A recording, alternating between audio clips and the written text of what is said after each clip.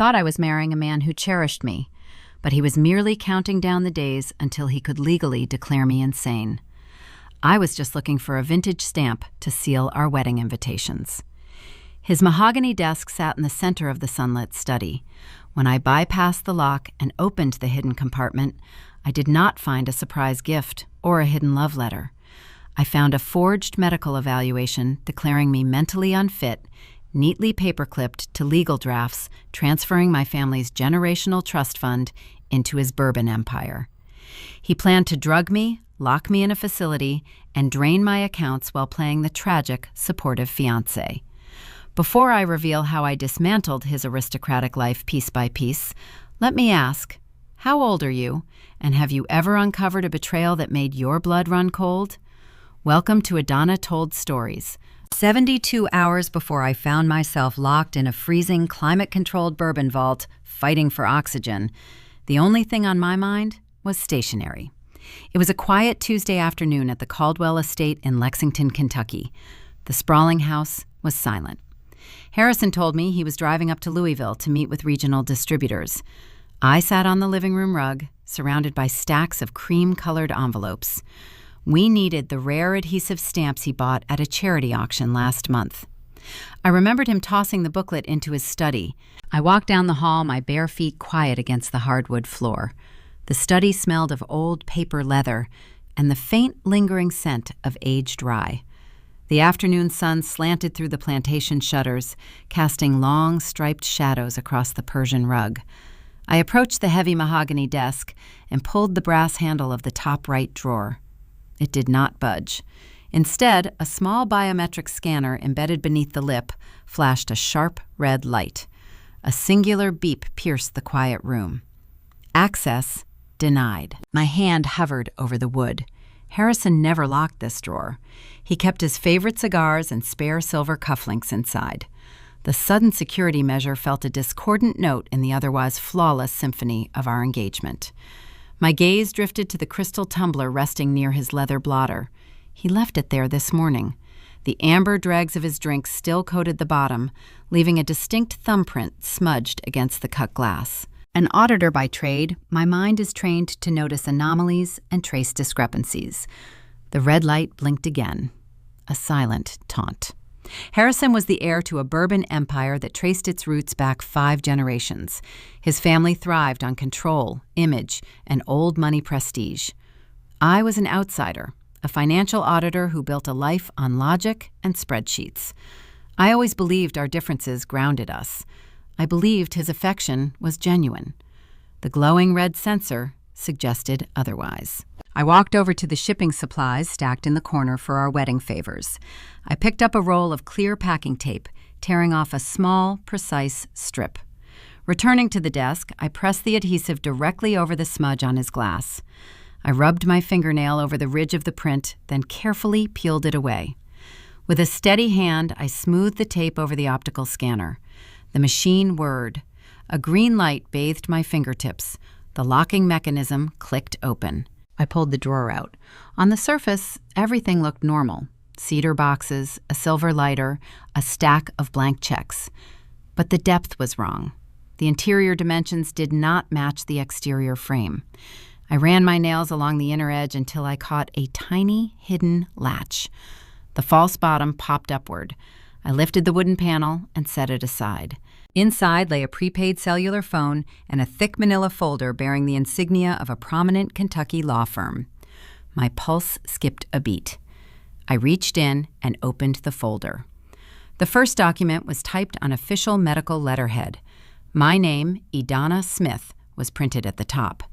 Next to it was a diagnosis: severe paranoid delusions, incapable of managing personal financial affairs. It bore the signature of Dr. Eris Thorne, a psychiatrist I had never met in my entire life. Beneath that evaluation sat a stack of drafted legal motions. My eyes scanned the dense paragraphs, my auditing background translating the legalese with chilling speed. My grandfather worked in the coal mines for 40 years, investing every spare dime into real estate. He built a quiet, formidable fortune that he left to me with a single condition: never let anyone take my independence. Reading the clauses on the crisp white paper, I saw Harrison systematically dismantling that legacy. The directives were ruthless. Upon my medical incapacitation, Harrison was designated as my sole conservator, granting him unrestricted power of attorney. He could liquidate properties, empty investment portfolios, and funnel the capital directly into Caldwell Holdings. The Bourbon Company was bleeding cash, and my inheritance was their chosen tourniquet. The vintage stamp I had finally located inside the compartment adhered to my thumb. The old adhesive felt tacky and warm against my damp skin. My breathing turned shallow. The air in the study suddenly felt thick, pressing down on my chest. Harrison was not planning a marriage. He was orchestrating an acquisition. I pictured his warm smile from that morning, the way he kissed my forehead before leaving. It was not affection. It was an appraisal. A lesser woman might have screamed. Another might have confronted him the moment his car pulled into the driveway. I did neither. I closed my eyes and forced my lungs to expand.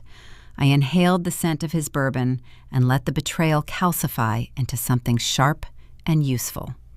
When I opened my eyes, the terrified bride was gone. I pulled my phone from my back pocket and opened the scanner application. I worked in deliberate silence. The digital shutter clicked softly as I photographed every page.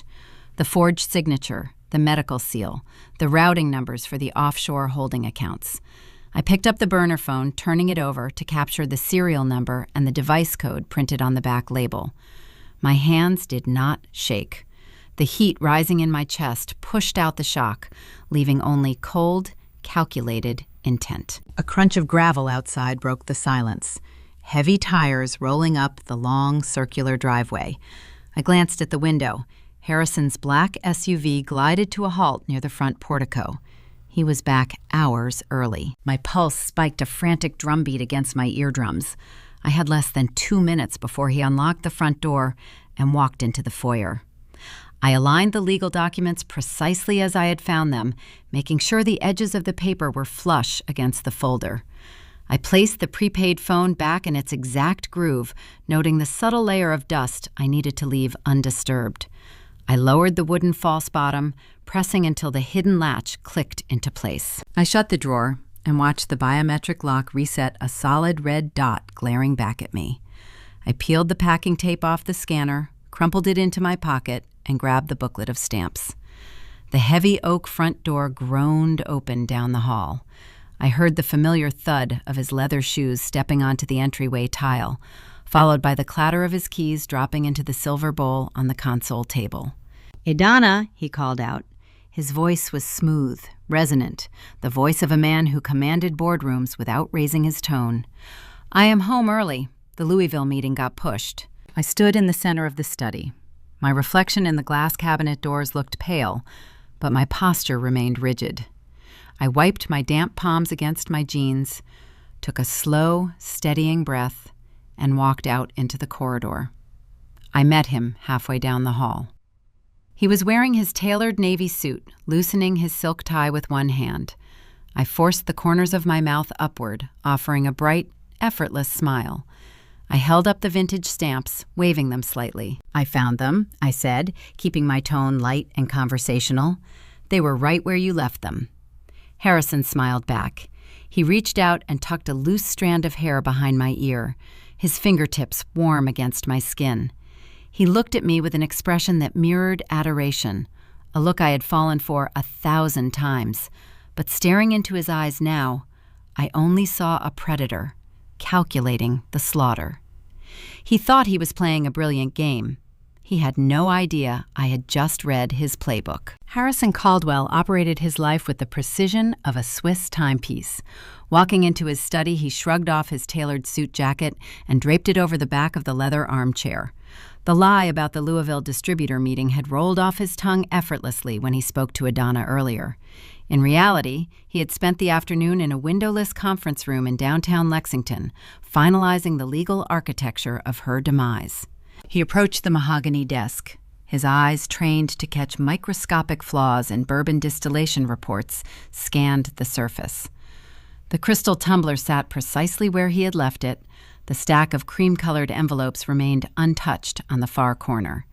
He pressed his thumb against the biometric sensor, the mechanism whirred, granting access with a soft green glow. Harrison pulled the drawer open and traced his manicured fingernail along the hidden latch.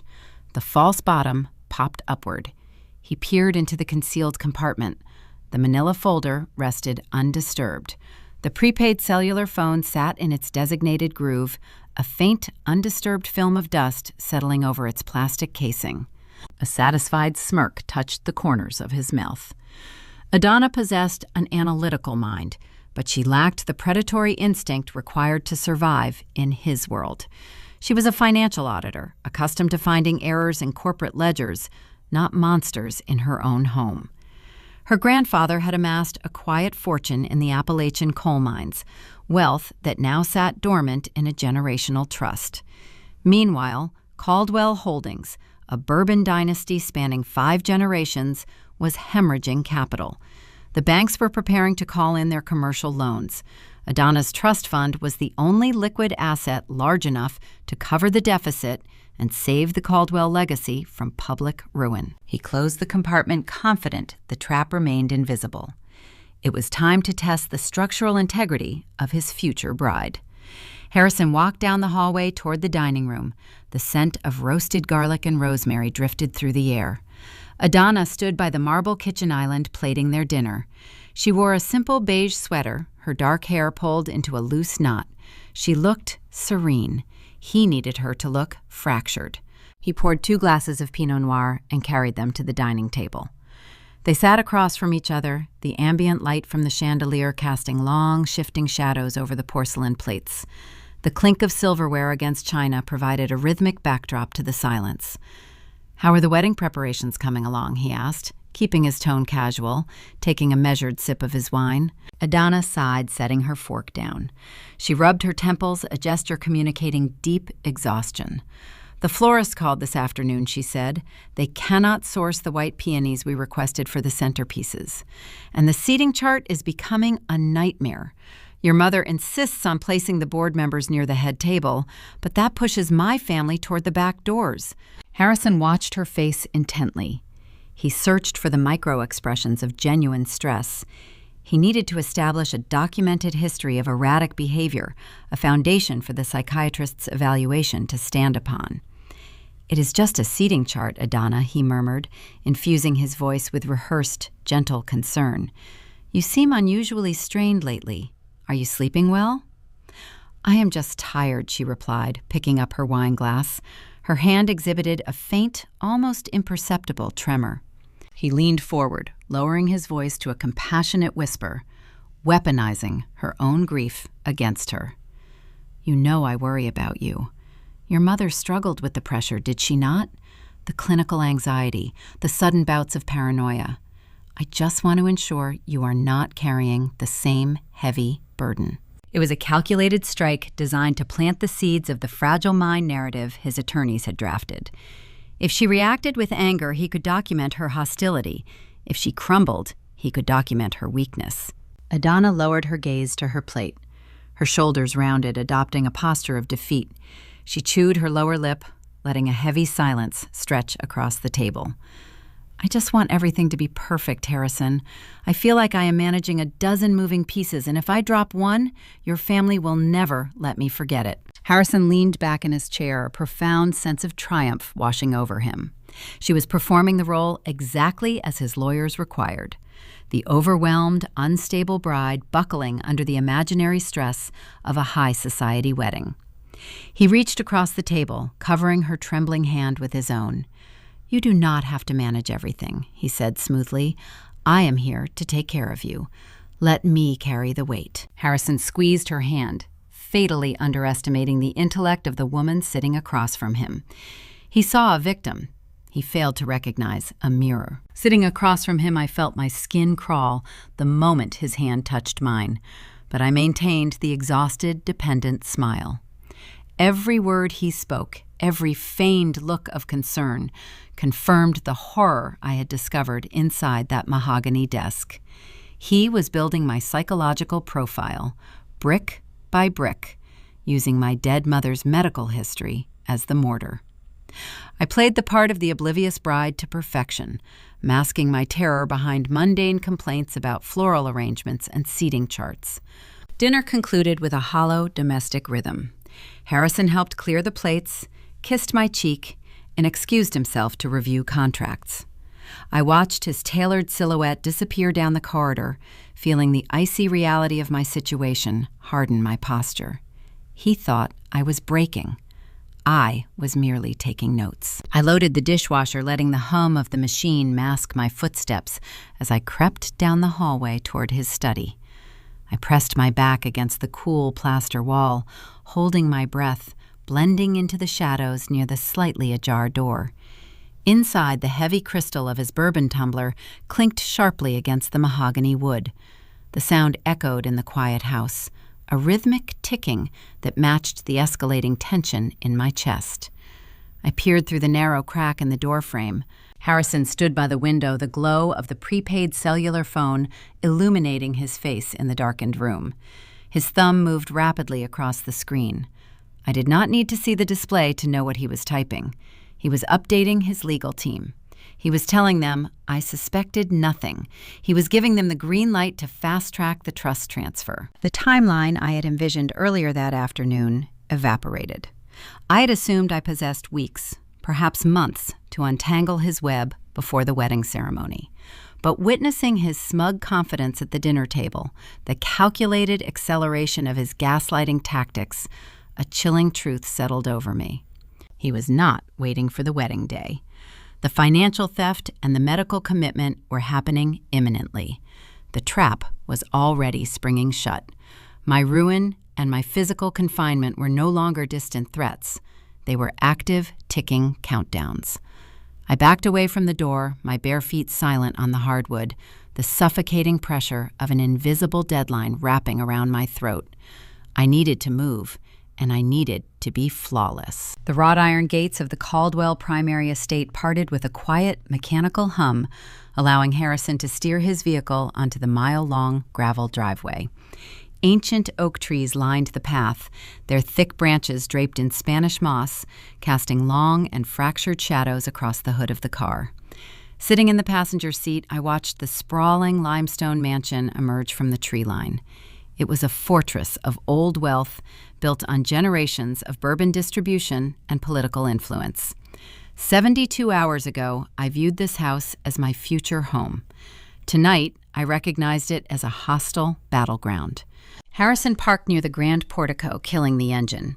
He turned to me, offering a reassuring smile that I now knew was a calculated performance. He reached over, brushing a stray lock of hair from my shoulder. "You look beautiful," he murmured, his voice laced with that engineered warmth. "Just remember, my mother can be demanding, but she only wants what is best for us. Do not let her overwhelm you." I offered a soft, compliant nod, playing the role of the nervous bride he desperately needed me to be. "I will be fine," I replied, keeping my tone light. We stepped out into the humid Kentucky evening. A uniformed housekeeper opened the heavy mahogany double doors before we even reached the threshold, ushering us into a foyer lined with imported marble and oil portraits of Caldwell ancestors. The air conditioning was sharp, carrying the scent of beeswax polish and expensive lilies. Standing at the base of the sweeping staircase was Vivian Caldwell. The matriarch of the family wore a tailored silk blouse and wool trousers that draped flawlessly over her tall, rigid frame. Her silver hair was styled into an impeccable chignon. Vivian possessed the kind of sharp, angular features that suggested a lifetime of giving orders and watching people scramble to obey them. Her eyes, a pale shade of gray, locked onto me with the precision of a predator sizing up a meal. "Edana," Vivian said, stepping forward, but not offering an embrace. "You chose a very quaint dress. It is remarkable what they manage to put on the racks of those department stores these days." "Thank you, Vivian," I said, allowing a polite, deferential smile to touch my lips. "It is always a pleasure to visit your home." We moved into the formal dining room. The space felt designed to intimidate rather than entertain. A massive crystal chandelier hung suspended over a polished mahogany table that could easily seat 20 guests, though only 3 place settings were arranged at the far end. Heavy velvet curtains framed the floor-to-ceiling windows, blocking out the fading twilight. I took my seat across from Vivian, with Harrison positioned between us at the head of the table. The first course arrived immediately. A silent server placed plates of seared scallops over a bed of truffle risotto before us. Vivian picked up her silver fork, inspecting the food before taking a measured bite. "Tell me, Edana," she began, her tone conversational, but carrying a distinct edge. "Harrison mentioned you have been overwhelmed with the floral arrangements. I suppose planning an event of this scale is quite a shock to the system. Your family comes from a much simpler lineage, do they not? Coal miners from the eastern counties, if I recall correctly." She intended it as a strike, a reminder of my place in her hierarchy. She wanted me to feel small, to stumble over an apology for my lack of pedigree. Harrison watched me from the corner of his eye, waiting to see if his fragile bride would crack under his mother's subtle interrogation. I picked up my fork, keeping my movements deliberate and poised. "Yes," I replied, my voice steady. "My grandfather worked the mines for 4 decades. He always taught me the value of working in the dark to bring something valuable to the surface. It requires a great deal of endurance and an ability to navigate intense pressure without collapsing." Vivian's eyes narrowed slightly, a microscopic shift indicating her displeasure at my refusal to cower. She signaled the server, who stepped forward with a bottle of dark red wine. "Let us see how refined your endurance truly is," Vivian remarked, watching as the server poured a measure of the dark liquid into my crystal goblet. "This is a vintage Bordeaux from our private cellar. I am curious to hear your thoughts on its profile. It is a complex blend not meant for an uneducated palate." It was a test.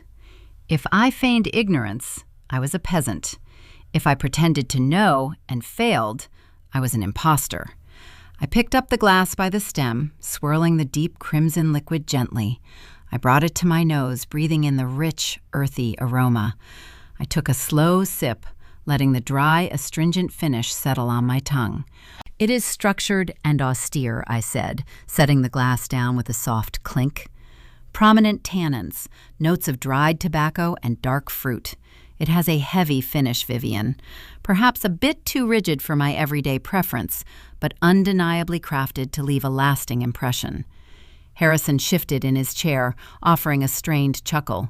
"She has an excellent eye for detail, Mother. I told you she is meticulous." Vivian ignored him, setting her wine glass down with a sharp, decisive motion. Her gaze locked onto mine, shedding the veil of polite society banter.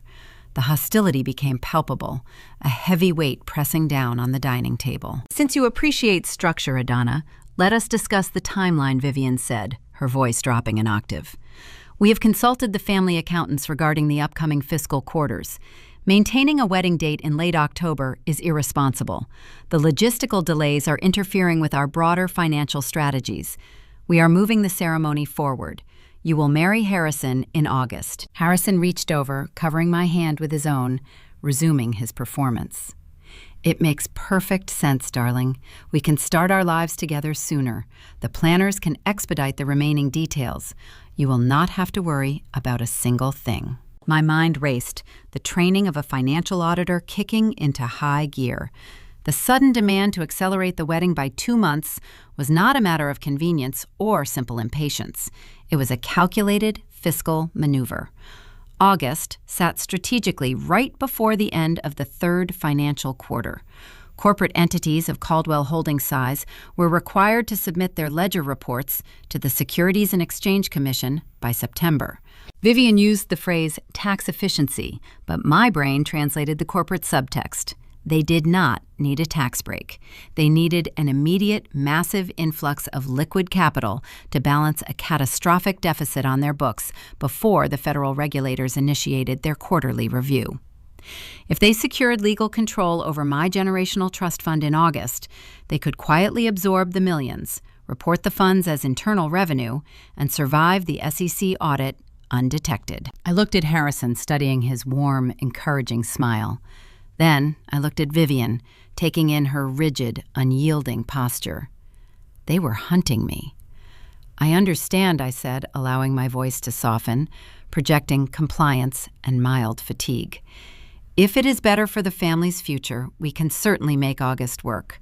I just want everything to be seamless." Vivian offered a tight, victorious smile, believing she had successfully bullied her future daughter-in-law into submission. "Excellent. I will have my assistant notify the venue tomorrow morning." The rest of the meal passed in a blur of hollow conversation and clinking silverware. I ate methodically, ensuring my hands did not shake, ensuring my smiles reached my eyes. As the server cleared the dessert plates, I placed my linen napkin on the table and stood up. "If you will excuse me for a moment," I said quietly, "I just need to freshen up." Harrison nodded, rising slightly from his chair in a display of practiced chivalry. "Take your time, darling."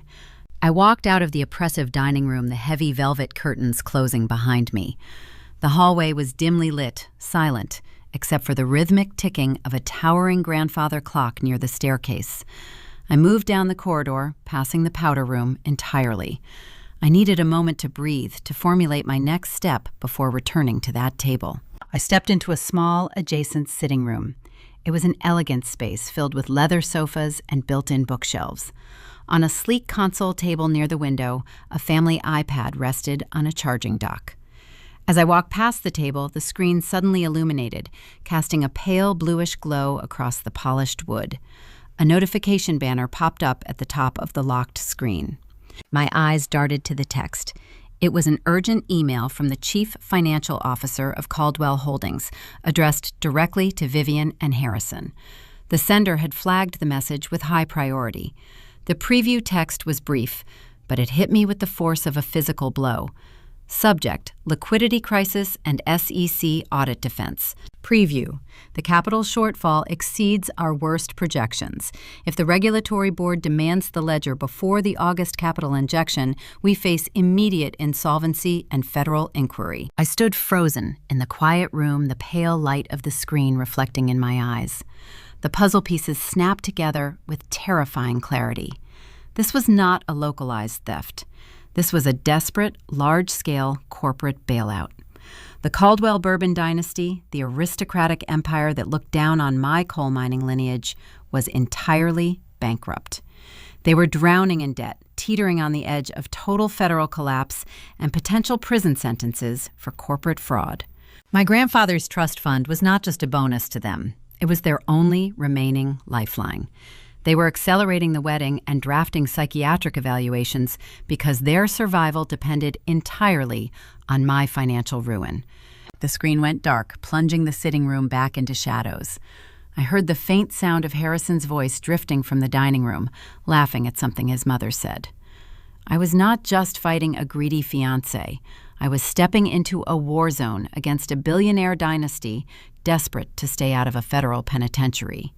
And they had no idea I had just deciphered their entire survival strategy. The drive up Interstate 64 to Louisville offered a temporary reprieve from the suffocating atmosphere of the Caldwell estate.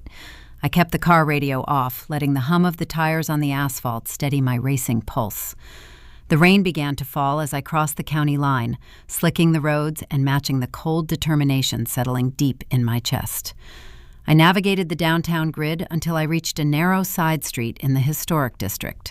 The Blue Note Lounge sat tucked beneath a brick archway. Pushing through the heavy wooden door, a wave of brassy saxophone notes and the low murmur of a packed weekend crowd washed over me. The dim lighting and dense wall of sound provided the perfect camouflage. No one could eavesdrop in a room where you had to shout to order a drink. I spotted her in a corner booth near the back. Valerie was my late mother's sister, a formidable African-American woman who commanded every room she entered. She served as a senior federal prosecutor for the Western District of Kentucky. Growing up, I watched Valerie break through glass ceilings with sheer intellect and an unyielding will. Her tailored charcoal suit and sharp, observant eyes signaled a life spent dismantling organized crime and political corruption. She sipped a dark roast coffee, her posture impeccable amidst the chaotic jazz bar. I slid into the vinyl booth across from her. She did not offer a warm greeting or ask about wedding plans. Valerie took one look at my pale face and set her ceramic mug down. "Show me what you found," she instructed, her voice cutting through the ambient noise with practiced authority. I unlocked my phone and opened the encrypted photo gallery. I slid the device across the scratched wooden table. Valerie picked it up, her expression remaining stoic as she scrolled through the images of the forged medical evaluation and the trust transfer directives. I watched her eyes track the text, waiting for a reaction. She stopped on the final image, zooming in on the letterhead of the law firm. A dark, knowing shadow crossed her features. She placed the phone face down and leaned forward, clasping her hands tightly together. "You are dealing with the Sterling & Vance firm," she said softly, ensuring only I could hear. "They are not merely attorneys, Edana. They act as the designated fixers for Kentucky old money. Whenever a prominent family needs a scandal buried, a rival bankrupted, or a dissenting relative silenced, they construct the legal framework to execute the hit." A chill raced down my spine, independent of the damp clothing clinging to my skin. "They are planning to declare me incompetent by August," I explained, keeping my tone level. "The corporate regulatory audit is approaching. Caldwell Holdings is drowning in a catastrophic liquidity crisis. They intend to use my generational wealth as a tourniquet to save their empire." Valerie nodded, her gaze turning lethal. Her mind, honed by decades of federal investigations, connected the dots faster than I anticipated. She reached into her leather briefcase resting on the adjacent seat and pulled out a sleek, unmarked flash drive. "Harrison was engaged once before," Valerie stated, changing the subject with jarring suddenness. "5 years ago to a woman named Clara."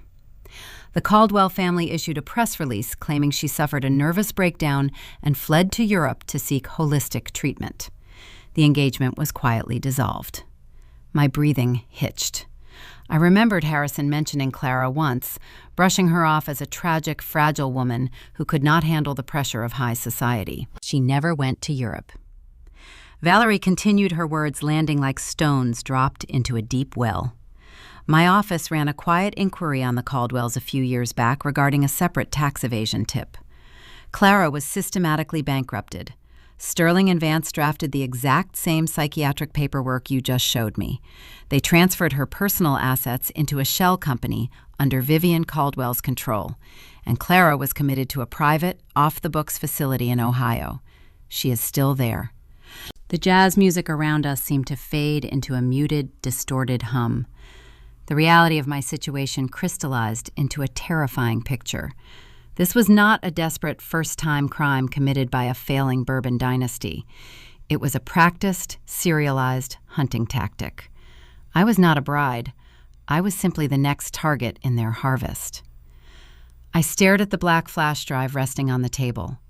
"What is that?" I asked, my voice barely a whisper. "Military-grade extraction software," Valerie replied. "One of my cyber analysts confiscated it during an international espionage raid. It bypasses commercial encryption protocols in under 3 minutes. You need to plug this directly into his primary laptop. It will mirror his entire hard drive, capturing every hidden ledger, encrypted email, and offshore routing number." She slid the device across the table until it touched my fingertips.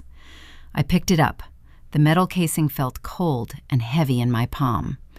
"Listen to me carefully," Valerie said, her eyes locking onto mine.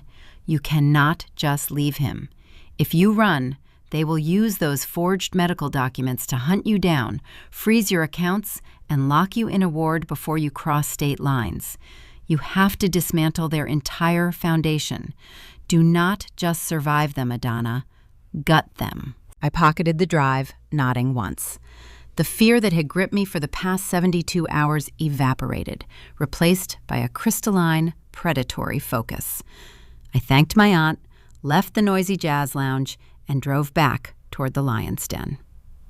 The Caldwell estate was bathed in the warm glow of exterior floodlights when I returned. I parked my car and entered through the side kitchen door, slipping off my wet shoes. The house was quiet. I crept up the grand staircase toward the master suite. Harrison sat in his adjacent home office, the door left slightly ajar. He was on a phone call, his voice low and placating. I pressed my back against the wall, listening. "Yes, Mother," he was saying. "The catering deposit is handled. Just ensure the board members are kept out of the loop until the August transfer is finalized. I have her completely managed. She is exhausted, compliant, and suspects nothing." He laughed, a rich, confident sound that made my stomach turn. I waited until I heard the heavy squeak of his leather chair, followed by his footsteps retreating into the ensuite bathroom. The shower water turned on a steady hiss, signaling my narrow window of opportunity. I slipped into his office. His silver laptop sat open on the desk, the screen locked behind a password prompt. I did not need his credentials. I retrieved the flash drive from my pocket and inserted it into the side port. The screen blinked. A black terminal window popped up, lines of green code scrolling rapidly across the display as the software bypassed his security firewalls. A progress bar appeared at the bottom. 10%. 30%. My heart hammered against my ribs, keeping time with the rushing water from the adjacent bathroom. 50%. 70%. The bathroom door handle clicked. The shower was still running, but the sound of his wet footsteps approached the office. He had forgotten something. 90%. I held my breath, my fingers hovering over the metal drive. The progress bar hit 100%. A quiet chime signaled the extraction was complete. I yanked the USB out and shoved it into my pocket. Just as Harrison walked into the room, a towel wrapped around his waist, water dripping from his dark hair. He stopped dead in his tracks, his eyes darting from my face to the illuminated, unlocked screen of his computer. His jaw tightened. The charming facade dropped, instantly replaced by a cold, calculating stare. "What are you doing in here?" he demanded, stepping forward, blocking my exit to the hallway. The air in the room grew thick. I felt the cold metal of the flash drive burning against my thigh. I had the data, but I was trapped. I forced a confused, innocent smile onto my face, grasping for a lie that would save my life, when my phone vibrated in my pocket. The caller ID flashed on the screen, revealing a name that made my blood run even colder. It was Preston Caldwell, his bitter older brother, and the text preview read, "I know what you stole." Preston Caldwell gripped the brass railing of the mezzanine, looking down at the ballroom floor of the Lexington Country Club. The annual charity gala buzzed with inherited wealth, the clinking of champagne flutes, and hollow laughter. His younger brother Harrison glided through the crowd, flashing a signature cinematic smile, playing the flawless heir apparent. On his arm was Edana, the supposed blushing bride, draped in a sleek sapphire gown. Preston took a slow, deliberate sip of his bourbon. The liquid burned his throat, a stinging reminder of the birthright stolen from him. For 35 years he had played the dutiful firstborn. He spent his youth walking the distillery floors, learning the complex chemical science of the aging process, and shaking hands with distribution partners. He prepared his entire adult life to take the helm of Caldwell Holdings. Instead, his mother handed the chief executive title to Harrison. Vivian claimed Preston lacked the necessary predatory instinct to navigate modern corporate warfare. She called him too rigid, too traditional. She was mistaken. Preston possessed a razor-sharp instinct, and he was currently using it to bleed his own brother dry. 3 weeks prior, Preston sat in a dimly lit coffee shop across town and drafted an untraceable email to the Securities and Exchange Commission. He detailed the catastrophic liquidity shortfall hidden within the family empire. He was the invisible whistleblower, igniting the fuse that would detonate Harrison's brief, disastrous tenure as CEO. Preston watched with grim satisfaction as his brother scrambled to plug the sinking ship. But Preston had encountered an impenetrable barrier. He possessed the physical accounting ledgers, the raw, unedited books proving the company was bleeding cash. He locked those ledgers securely inside the temperature-controlled bourbon vault at the secondary aging warehouse across town. However, raw deficits did not equal federal indictments. To secure an arrest warrant and force Harrison out of the company permanently, the SEC required the digital routing numbers. They needed the encrypted offshore accounts where the stolen capital was being funneled. Preston knew his brother was far too paranoid to document those digital codes on physical paper. Harrison needed an accomplice to manage the electronic transfers. Staring down at Edana, Preston felt certain he had identified the weak link. She was a financial auditor, a woman born to a working-class family in the eastern coal counties. To Preston, her motive was transparent. She was an opportunist, desperate to secure a piece of the stolen fortune before the ship sank. He had sent her a text message 2 nights ago. "I know what you stole." It was a calculated risk, a move designed to rattle her cage. He expected her to panic, to pack her belongings and flee the estate under the cover of darkness. Instead, she stood by his brother's side tonight, her posture immaculate, projecting a calm, unnerving confidence. Down below, Harrison excused himself to speak with a local senator. Edana turned and drifted toward the outdoor terrace, seeking a moment of quiet away from the suffocating crowd. Preston set his empty crystal glass on a passing server's tray and descended the sweeping staircase. The evening air was humid, carrying the scent of blooming magnolias and expensive perfume. Edana stood near the stone balustrade, looking out over the manicured golf course. She did not flinch when Preston's heavy footsteps echoed against the paving stones. "Enjoying the performance?" he asked, stepping into her peripheral vision. Edana turned slowly. Her expression gave away nothing. "The charity auction is quite successful tonight, Preston. Your mother must be pleased." Preston scoffed, stepping closer, closing the physical distance to assert dominance. "Let us drop the polite society routine. We both know you are not marrying my brother for love. And we both know the company is operating on borrowed time. I sent you a message the other night. You did not reply." "I receive many wrong numbers," she said, her voice remaining perfectly level. "It was not a wrong number," he countered, lowering his voice to a harsh whisper. "I know what Harrison is doing. More importantly, I know your role in it. You are the auditor. You are sanitizing the internal records and managing the digital transfers. He thinks he is brilliant, but he is just a thief." Edana held his gaze. She did not deny the accusation. She did not cry or feign outrage. The reaction confused him, throwing his rehearsed interrogation off balance.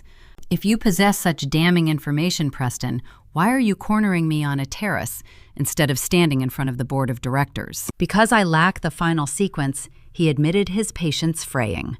"I have the physical ledgers. I locked the raw books inside the aging vault at the secondary warehouse on Miller Road. The board cannot deny the physical deficit. But to force his resignation and shield the company from total liquidation, I need the offshore routing numbers. I need the digital codes you are holding." He watched her eyes track his words. In his arrogance, Preston failed to realize he had just handed her a loaded weapon. He revealed the exact location of the physical evidence she needed to complete her own puzzle. "And what happens if I refuse to assist you?" she asked. "I will march into the boardroom tomorrow morning with the physical ledgers he threatened, gripping the stone balustrade. I will expose the deficit. The SEC will freeze every asset tied to Caldwell Holdings. Harrison will go to prison, and you will go down as his co-conspirator.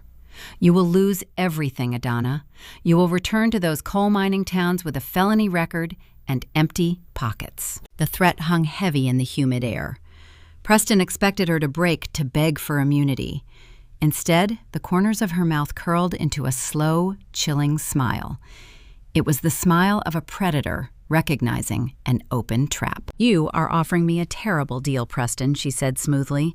"If I hand over the digital codes, you take the CEO chair, Harrison goes to prison, and I am left with nothing but a canceled wedding. I am an auditor. I do not engage in transactions that yield zero return on investment." Preston narrowed his eyes. "What do you want?" "If you want the digital routing numbers, I require a seat at the table," she demanded, her tone shifting from polite to commanding. "I want 20% equity in the restructured company once Harrison is ousted. You get your revenge, and you get the crown. I get the security your brother promised me." Preston studied her face in the dim terrace lighting. He saw a ruthless opportunist, a woman willing to sell out her future husband for a piece of the empire. He respected the greed. It was an emotion he understood intimately. 20% is steep," he countered. "It is the price of keeping you out of the crossfire when the federal agents arrive," she replied without missing a beat. Preston let out a low, dark chuckle. He extended his hand. "Deal. Bring the routing numbers to the secondary warehouse tomorrow night at midnight. I will have the physical ledgers ready. We merge the data, and we bury my brother." "I will be there," she said, ignoring his outstretched hand. Preston turned and walked back toward the ballroom, a triumphant smirk plastered across his face.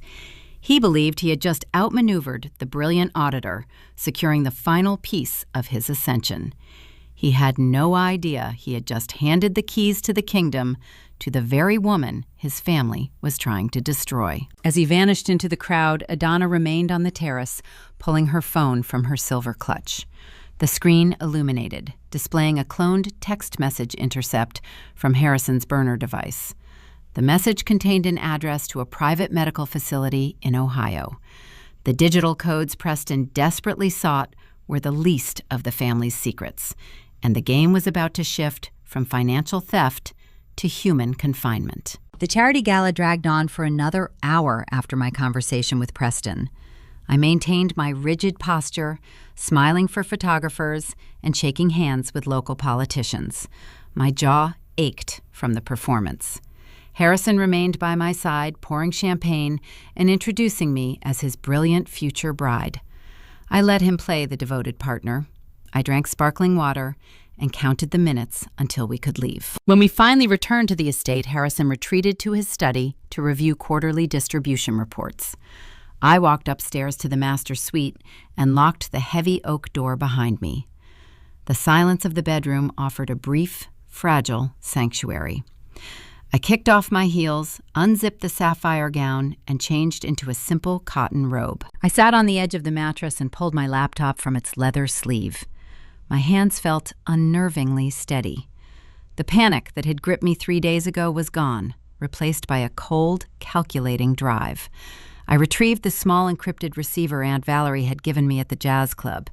It was designed to sync with the cloned SIM data we had pulled from the burner device in Harrison's desk.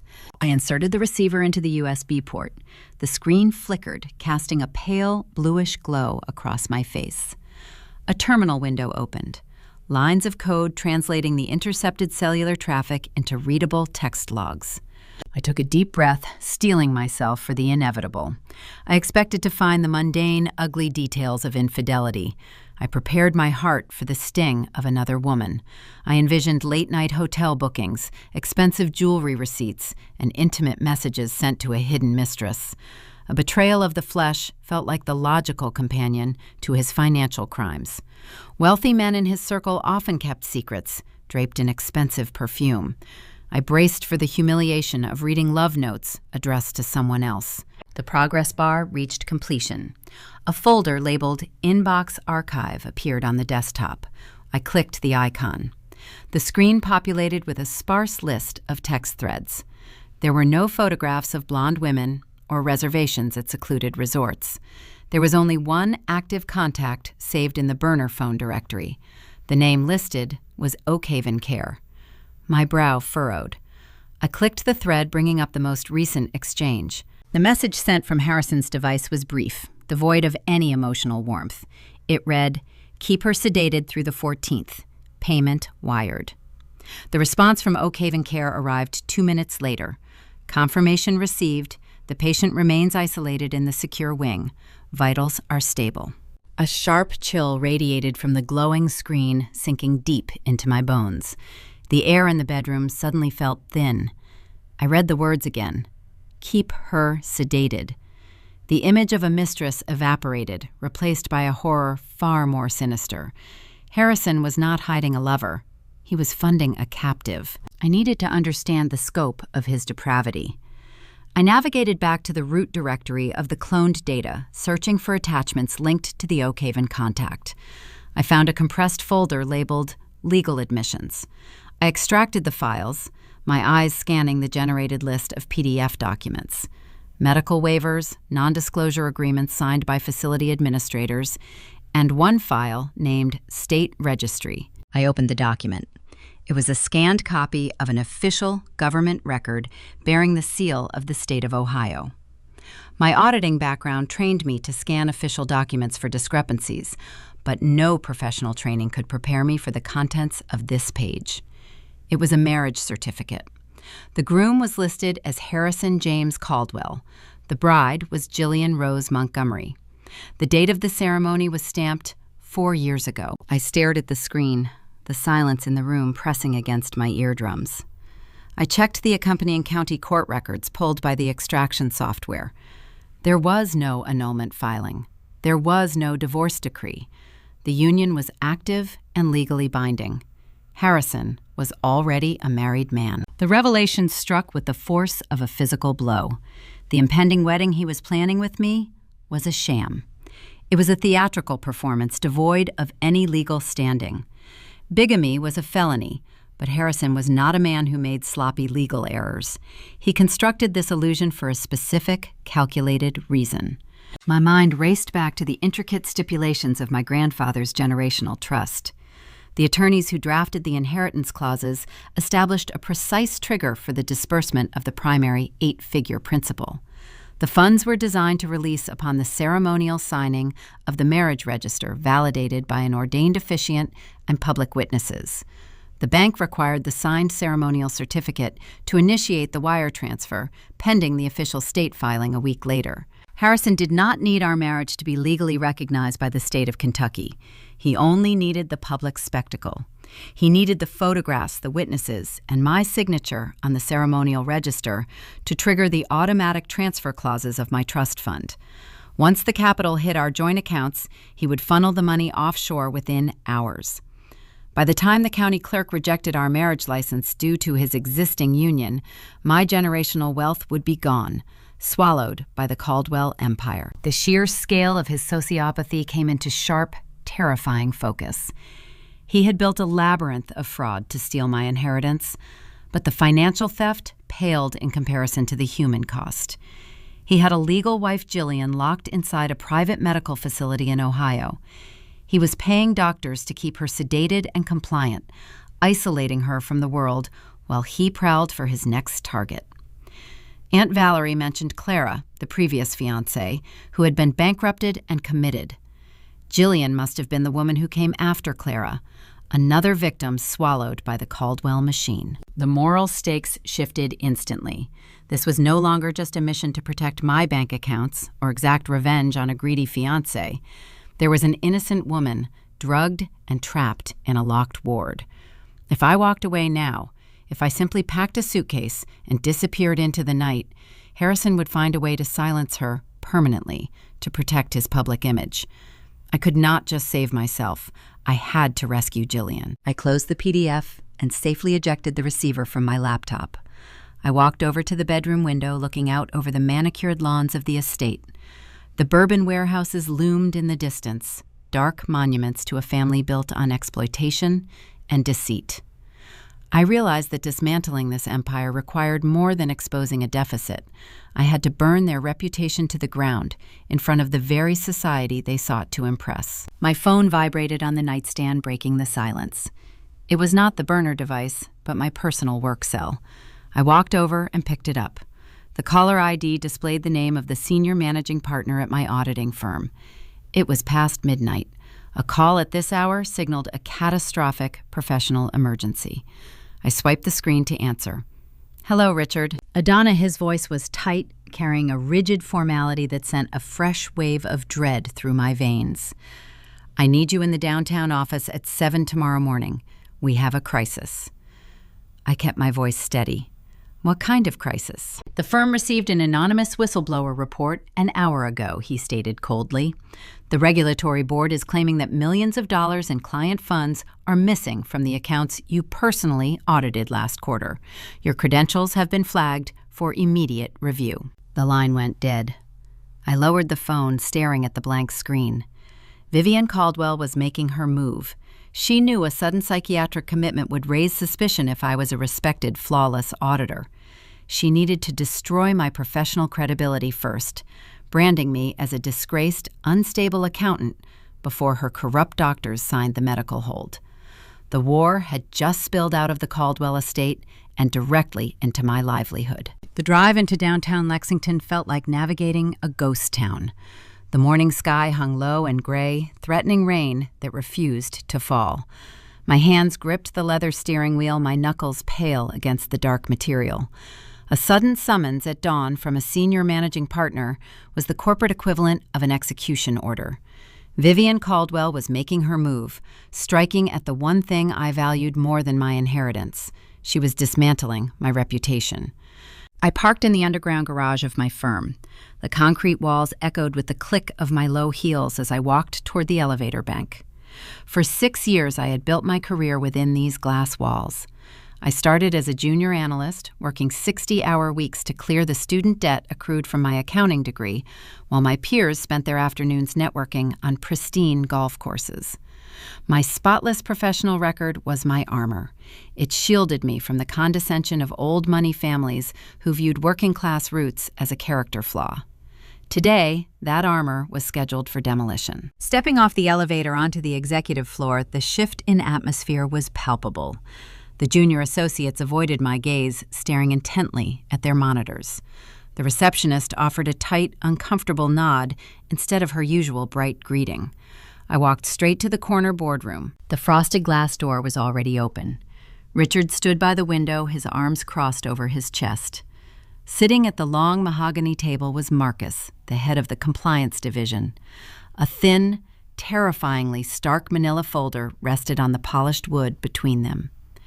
"Shut the door behind you, Edana," Richard instructed, his voice devoid of the warmth he usually reserved for his top performers.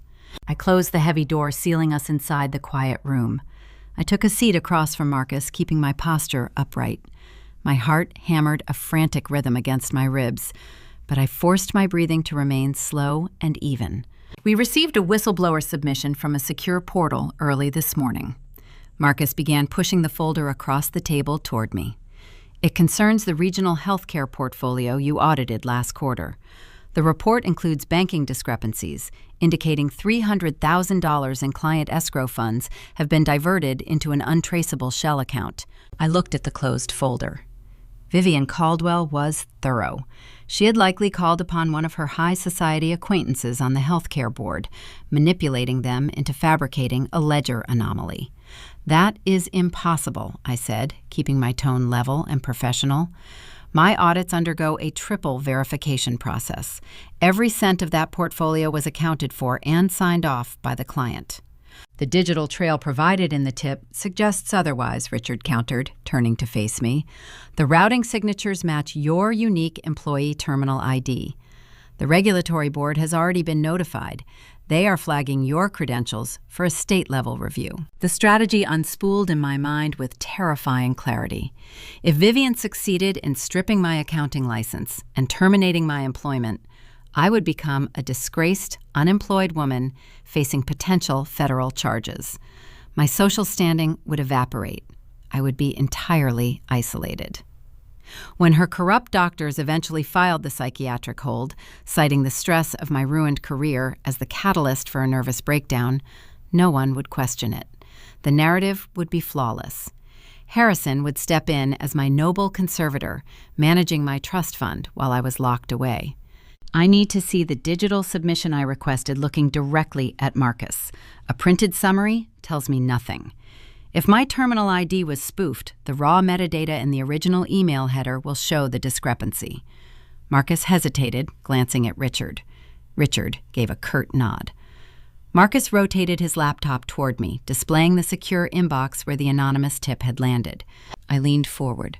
My eyes bypassed the inflammatory accusations in the body of the email and scanned the raw routing headers at the top of the screen. An amateur would assume a secure portal scrubbed the sender's footprint, but a rushed submission often overlooked the IPv4 relay tags hidden in the source code. My forensic training allowed me to read the alphanumeric strings like a map. I traced the origination nodes. The sender had used a proxy server to mask their location, but the network configuration was sloppy. The proxy dropped the connection for a fraction of a second during transmission, leaking the true static IP address block. I memorized the sequence of numbers. A cold wave of validation washed over me. I recognized that specific subnet mask. Months ago, I had helped Harrison untangle a billing dispute with his internet service provider. That IP address belonged to the private fiber optic line routed directly into the Caldwell estate. Vivian submitted the tip from her own home. The urge to slam my hands on the table and scream the truth was a physical ache in my chest. I wanted to expose the fraudulent marriage, the stolen trust funds, and the captive woman in Ohio. But revealing my hand now would be fatal. If I fought the suspension, if I raised my voice or displayed anger, I would give Vivian exactly what she wanted. I would appear defensive, erratic, and unstable. I would hand the psychiatrist their required symptoms on a silver platter. I had to play her game, and I had to lose this battle to win the war. I dropped my gaze to the polished table. I let my shoulders slump, abandoning my rigid posture. I thought about Jillian drugged and trapped in a sterile room. I thought about my grandfather swinging a pickaxe in the dark so I could sit in this boardroom. The real sorrow fueled my performance. I allowed the tears to pool in my eyes and spill hot over my cheeks. I brought a trembling hand to my mouth, letting out a fractured, ragged breath. "I do not understand," I whispered, my voice breaking perfectly. "I have been under so much pressure lately. The wedding planning, the late nights. My mother suffered from severe anxiety, and I feel like my mind is just failing me. I cannot focus. I do not know how this happened." The silence in the boardroom shifted. The stern accusation dissolved into heavy, uncomfortable pity. Richard uncrossed his arms, his expression softening into regret. He saw a broken woman buckling under the weight of her own fragility. He saw Vivian Caldwell's exact narrative playing out in real time. "We are not concluding your guilt today," Edana Richards said gently. "But until the investigation clears, your terminal, firm policy requires us to place you on a temporary, unpaid leave of absence. You need to hand over your security badge and company phone. Focus on your health. Take this time to rest." I nodded, swiping a tear from my cheek with a shaky finger. I unclipped my badge from my lapel and set it beside the folder. I reached into my purse, placing my corporate phone next to it. Marcus slid a standard leave of absence form across the table. I picked up a pen and signed my name, ensuring my hand trembled enough to make the signature look jagged and erratic. "Thank you for understanding," I murmured, standing up on unsteady legs. I walked out of the boardroom, keeping my head bowed as I navigated the corridor. I rode the elevator down to the parking garage in silence. When the metal doors opened, the humid morning air rushed in to greet me. I stepped onto the concrete. The moment the elevator doors clicked shut behind me, the tears stopped. My posture straightened, the trembling victim evaporating into the shadows of the parking deck. Vivian believed she had just neutralized my greatest asset by stripping my job. She failed to realize she had just handed me the one weapon I desperately needed: unrestricted time. I no longer had to report to an office for 10 hours a day. I was free to dismantle her empire full time. I unlocked my car and slid into the driver's seat. The leather interior was sweltering. I pulled my personal cell phone from my bag. The clock on the dashboard read 9 in the morning. I had less than 15 hours to secure the physical evidence required to put the Caldwell family behind bars. I dialed the number I had saved the previous night. The line rang twice before a gruff voice answered. "I assumed you would call, Preston," said the smug satisfaction evident in his tone. "The game has accelerated," I stated, my voice cold and devoid of any lingering emotion. "I have the digital routing numbers you requested." "Excellent," Preston replied. "Bring them to the secondary warehouse. Meet me at the distillery tonight," I interrupted, setting the terms. "Midnight. Bring the physical ledgers. We merge the data and we burn your brother to the ground." I ended the call before he could argue. I tossed the phone onto the passenger seat and started the engine. The personal, corporate, and family conflicts were finally converging on a single, isolated warehouse. I was walking willingly into a trap set by a bitter heir armed with nothing but intellect and the element of surprise. Midnight on Miller Road. The secondary aging warehouse was a sprawling, corrugated steel structure sitting on the desolate edge of the county line. The night air was thick with the angels share the sweet, intoxicating scent of evaporated alcohol escaping from thousands of white oak barrels resting inside. I parked my sedan behind a row of dormant transport trucks, killing the headlights. Before stepping out, I checked my cellular device. A small icon pulsed in the upper corner of the screen, transmitting my live global positioning coordinates directly to Aunt Valerie. I slipped the phone into my jacket pocket and walked toward the rusted side entrance. Preston stood waiting beneath a flickering amber security light. He wore a dark wool overcoat, his breath pluming in the cool humidity. He looked tense, his eyes darting constantly toward the dark tree line. Preston had spent his entire 35 years living in the shadow of a younger sibling. He possessed the formal education and the grueling operational knowledge to run Caldwell Holdings, but he lacked the effortless predatory charm Vivian demanded for the public face of the empire. Tonight, his accumulated resentment was a tangible force radiating from him like heat off asphalt. He smelled of stale tobacco and expensive cologne. "You are late," he remarked, checking his silver wristwatch. "I am cautious," I corrected, stopping a few feet away. "I brought the digital routing sequences. Where are the physical ledgers?" Preston sneered, gesturing toward the heavy metal door. "Inside. I do not carry federal evidence in the trunk of my car. Follow me." He pulled the door open. The interior was a vast, cavernous cathedral of wood and ethanol. Towering racks of bourbon barrels stretched upward into the shadows, creating narrow, claustrophobic corridors. The silence was heavy, broken only by the echo of our footsteps on the concrete floor. We navigated the maze until we reached the rear of the facility. Built into the reinforced back wall was a climate-controlled storage vault designed to house the premium reserve casks and the private financial archives of the family. Preston punched a numerical code into the electronic keypad mounted beside the door. A loud mechanical thud resonated through the structure. He pulled the heavy steel door outward. Frigid air spilled into the corridor, carrying a sharp, sterile scent. Inside, a thick leather-bound ledger rested on top of a copper-banded cask under a single overhead bulb. "Go verify the books," Preston instructed, stepping aside. "I need to authenticate your digital codes before we finalize our arrangement." I stepped across the threshold. The moment my boots hit the concrete floor of the vault, the atmosphere shifted. Preston did not follow me inside.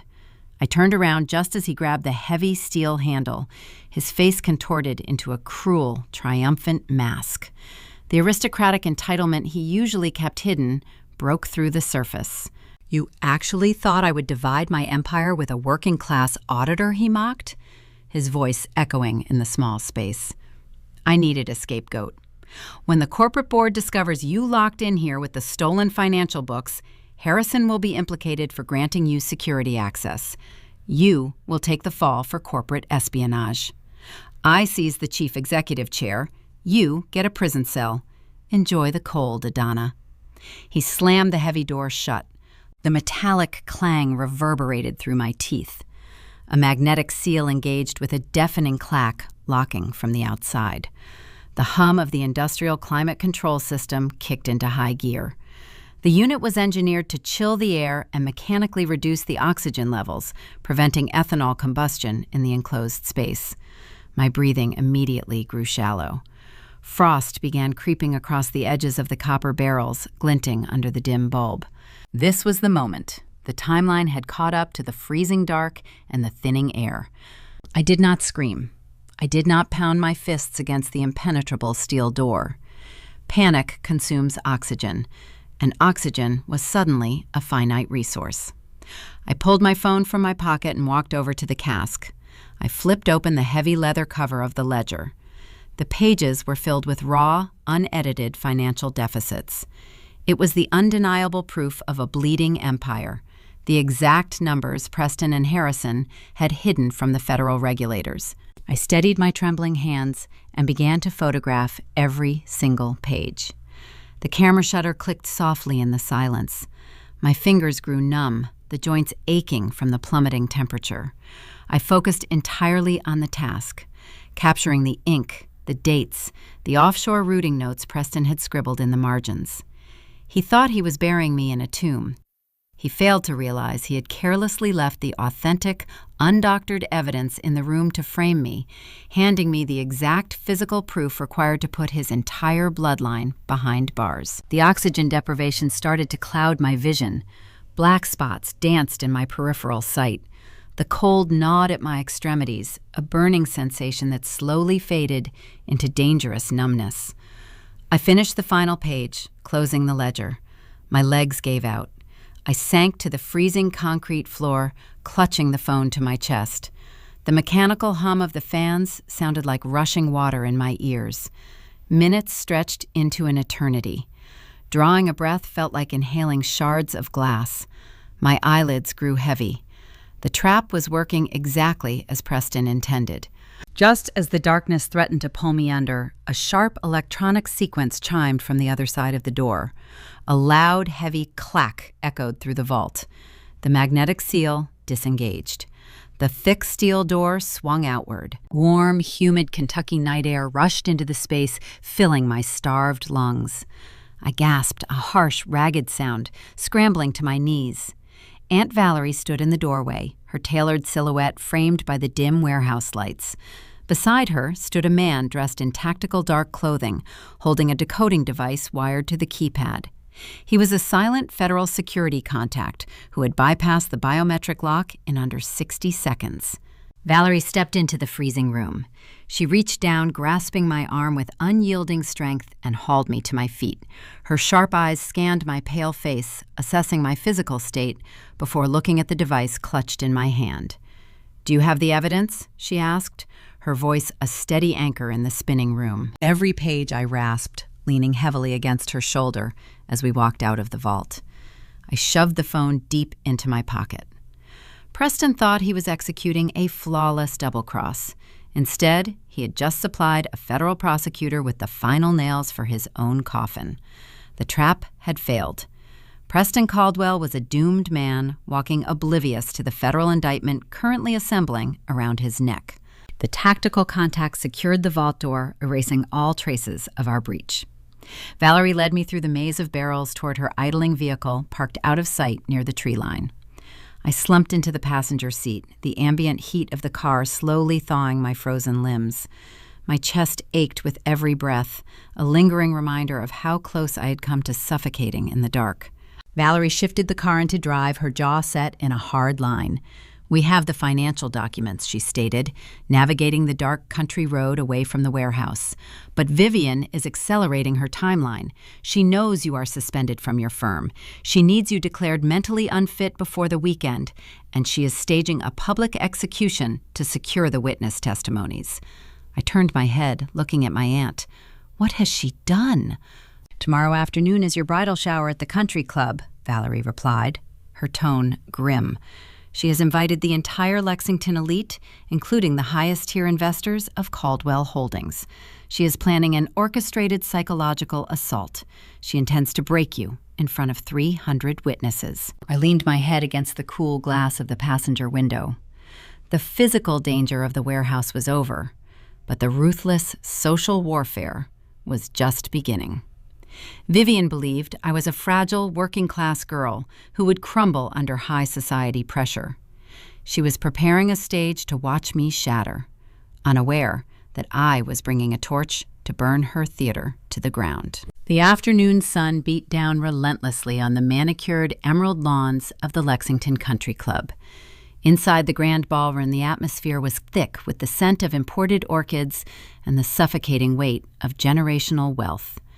This was my bridal shower, a meticulously curated exhibition orchestrated by my future mother-in-law.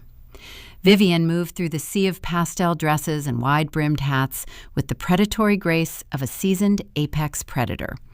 Born into a long lineage of steel magnates, she viewed social gatherings not as celebrations, but as sophisticated battlefields. Today, she intended to use this opulent setting to execute a public psychological assassination. I stood near a towering champagne fountain, wearing a bespoke ivory silk dress selected specifically for this occasion. The fabric clung to my frame, elegant but incredibly fragile. The guest list encompassed the absolute zenith of Kentucky high society. Every major investor backing Caldwell Holdings was present, their wives draped in diamonds, chatting idly about equestrian events and charity galas. They were the jury Vivian had assembled to witness my engineered downfall. The assault began subtly. The hired string quartet situated in the corner increased their tempo, the violins screeching slightly off-pitch to create a grating underlying layer of auditory tension. Waiters carrying silver trays seemed to constantly swarm my personal space, deliberately brushing against my shoulders and crowding my line of sight. Vivian had instructed the catering staff to manufacture a localized sensory overload. She wanted me disoriented, flinching at sudden movements, exhibiting the exact symptoms of severe anxiety detailed in the forged medical documents she planned to submit to the state judge. I recognized the tactics immediately. My grandfather survived coal mine collapses by controlling his respiration in the pitch-black dust. I channeled his stoic endurance. I maintained a serene, impassive expression, accepting a crystal flute of sparkling cider from a passing server. I sipped the beverage slowly, locking eyes with Vivian across the room. She stood beside the velvet-draped gift table, her lips pressed into a tight, displeased line. My composure was infuriating her. Sensing her initial strategy failing, the matriarch signaled for an escalation. A young waiter, his brow slick with manufactured nervousness, approached me, carrying a porcelain teapot. He stumbled dramatically, a highly rehearsed performance, tilting the vessel directly toward me. Scalding liquid splashed across the front of my ivory silk gown. The blistering heat penetrated the thin material, instantly searing the skin of my abdomen. A collective gasp rippled through the immediate circle of guests. The music abruptly ceased. Silence descended upon the ballroom.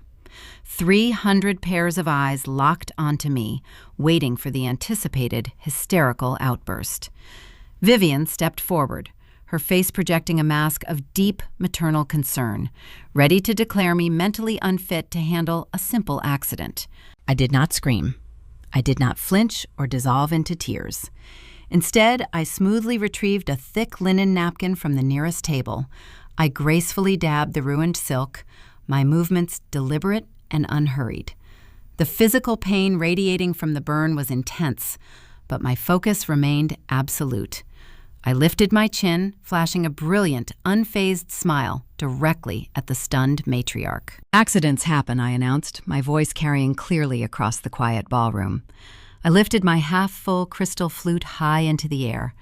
"Let us raise a glass to the impending union and to all the hidden family secrets we are about to uncover together." The toast was a veiled threat disguised as a charming bridal sentiment. The affluent crowd, oblivious to the underlying hostility, chuckled politely and raised their glasses. Vivian froze. Her aristocratic facade cracked a genuine flicker of panic flashing behind her cold gray eyes. She realized I was not the fragile victim she assumed. I was a combatant, and I had just seized control of her carefully constructed narrative. "Excuse me for a moment," I said cheerfully to the surrounding women.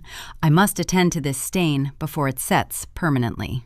I glided away from the crowd, maintaining my confident posture until I reached the secluded shadows of the rear coat room. The moment the heavy oak door clicked shut, the performance dropped. I gritted my teeth against the stinging pain of the burn, but there was no time for medical attention. I reached into my designer handbag and retrieved a stack of thick legal documents. These were the countermeasures I had prepared during my forced suspension from the auditing firm. They included a comprehensive revocation of my medical proxy, preventing Harrison from making any health decisions on my behalf, alongside sealed whistleblower packets destined for the Federal Financial Oversight Committee. I needed these packets authenticated immediately. During a previous visit to the family estate, I had pocketed a solid brass vintage wax stamp bearing the official Caldwell crest. It was a heavy, ornate heirloom Vivian used to seal official corporate correspondence. I lit a small wick on a stick of crimson sealing wax, letting the molten liquid drip onto the heavy envelopes. I pressed the heavy brass crest into the hot wax, effectively utilizing their own familial authority to finalize the very documents that would orchestrate their ruin. The heavy thud of the stamp against the mahogany table felt incredibly satisfying. I tucked the finalized packets back into my bag and smoothed my ruined dress. It was time to deploy the second phase of my counterattack. I returned to the bustling ballroom, the stain on my gown serving as a badge of unbothered resilience. I began mingling specifically with the spouses of the highest-tier corporate backers. I approached a wealthy socialite, the wife of the lead logistics investor, offering a warm compliment regarding her emerald necklace. "It is such a beautiful piece," I murmured, leaning in close so only she could hear. "You should ensure it is properly insured outside of the Caldwell holding accounts. Harrison mentioned a rather severe liquidity crunch last night. I am spending my entire weekend preparing for the impending federal securities audit. They are subpoenaing everything on Monday. I suppose the wedding might need to be delayed." The woman blanched, the color rapidly draining from her powdered cheeks. I moved seamlessly to the next table, targeting the matriarch of the primary agricultural supplier. I dropped similar, highly specific financial terminology regarding frozen offshore assets and missing raw ledgers. I planted seeds of catastrophic doubt directly into the fertile soil of their greed. Within 20 minutes, the atmosphere in the ballroom fundamentally shifted. The polite chatter morphed into hurried, anxious whispering. Cell phones materialized from expensive clutches as spouses frantically texted their husbands to pull their capital out of the distillery. The rumors rippled outward like a shockwave. Vivian sensed the changing tide. She abandoned her position near the gift table, her movements losing their previous grace, replaced by a frantic, disjointed urgency. She tried to intercept the conversations, but the damage was irreversible. The elite investors were already calculating their exits, eyeing the Caldwell matriarch with deep, profound suspicion. My sabotage was completely invisible, wrapped in the innocent guise of a stressed bride oversharing corporate gossip. Before I could secure my next target, a large hand clamped down viciously onto my left bicep. The grip was punishing, bruising the tender flesh beneath my sleeve. I turned my head. Harrison stood right behind me. He had just arrived from the downtown corporate headquarters dressed in a sharp charcoal suit. His handsome features were twisted into a mask of pure, unadulterated fury. The veins in his neck pulsed visibly against his starched white collar. He had undoubtedly received panicked phone calls from his crumbling investor base. "What exactly are you doing?" he demanded, his voice a low, venomous hiss meant only for my ears. "What did you say to them?" I looked down at the bruised hand gripping my arm, then slowly brought my gaze up to meet his furious stare. I did not pull away. I did not cower. I offered him a serene, terrifying smile, the expression of a woman who held every single card in the deck.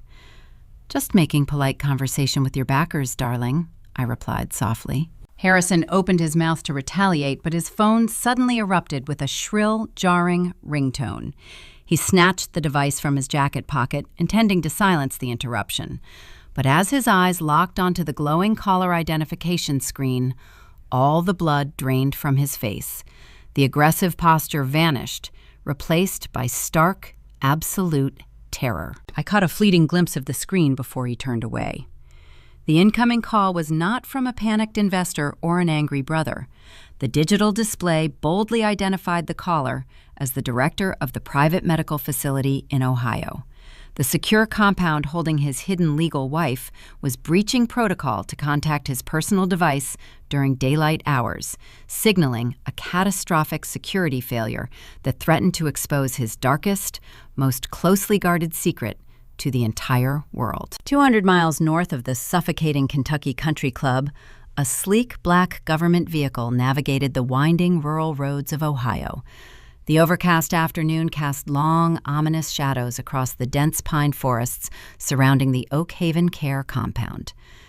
Aunt Valerie sat in the rear passenger seat, reviewing a massive stack of printed financial intelligence.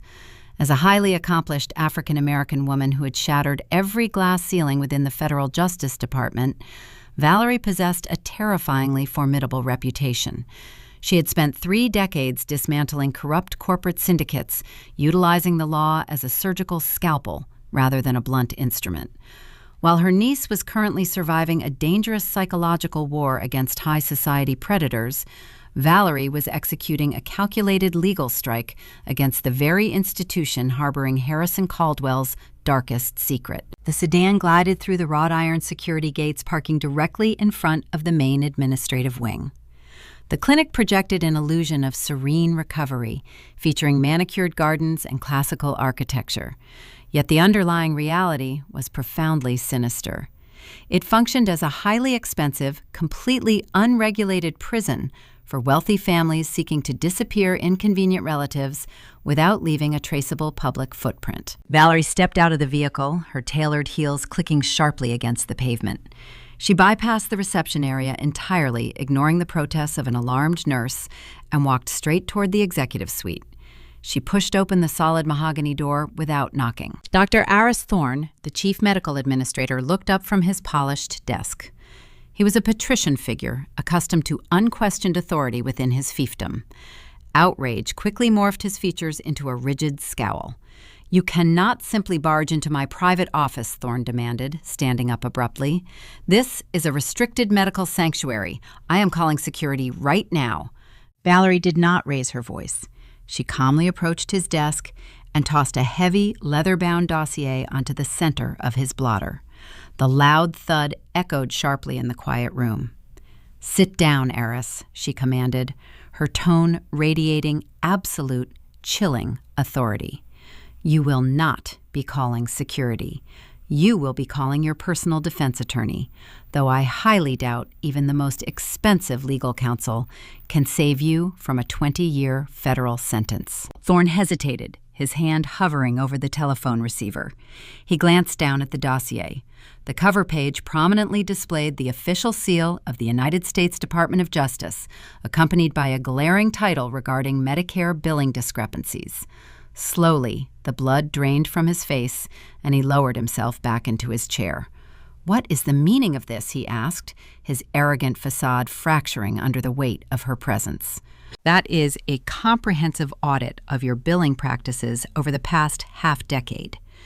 Valerie explained, pacing slowly in front of his desk. "You have been systemically embezzling millions of dollars from federal healthcare initiatives, routing the stolen funds through dummy pharmaceutical suppliers. You utilize the identities of your heavily sedated captive patients to submit fraudulent claims.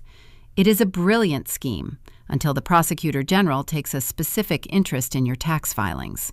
Thorne turned completely ashen. Sweat beaded along his hairline.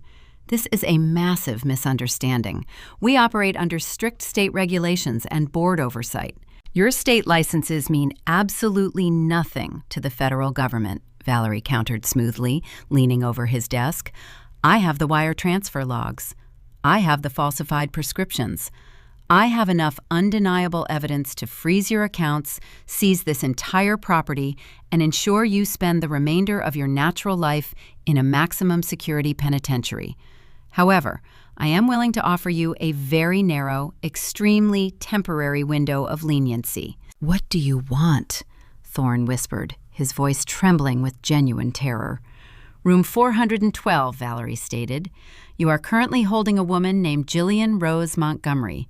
She was committed under highly questionable circumstances, funded entirely by an external private trust. Privacy regulations prevent me from discussing any patient." Thorne attempted a final, pathetic defense. "Her husband has a strict visitation block in place. Her husband is a bigamist, orchestrating massive financial fraud." Valerie snapped back, her patience evaporating entirely. "And she is now a material witness in an active federal investigation. I am taking custody of her immediately.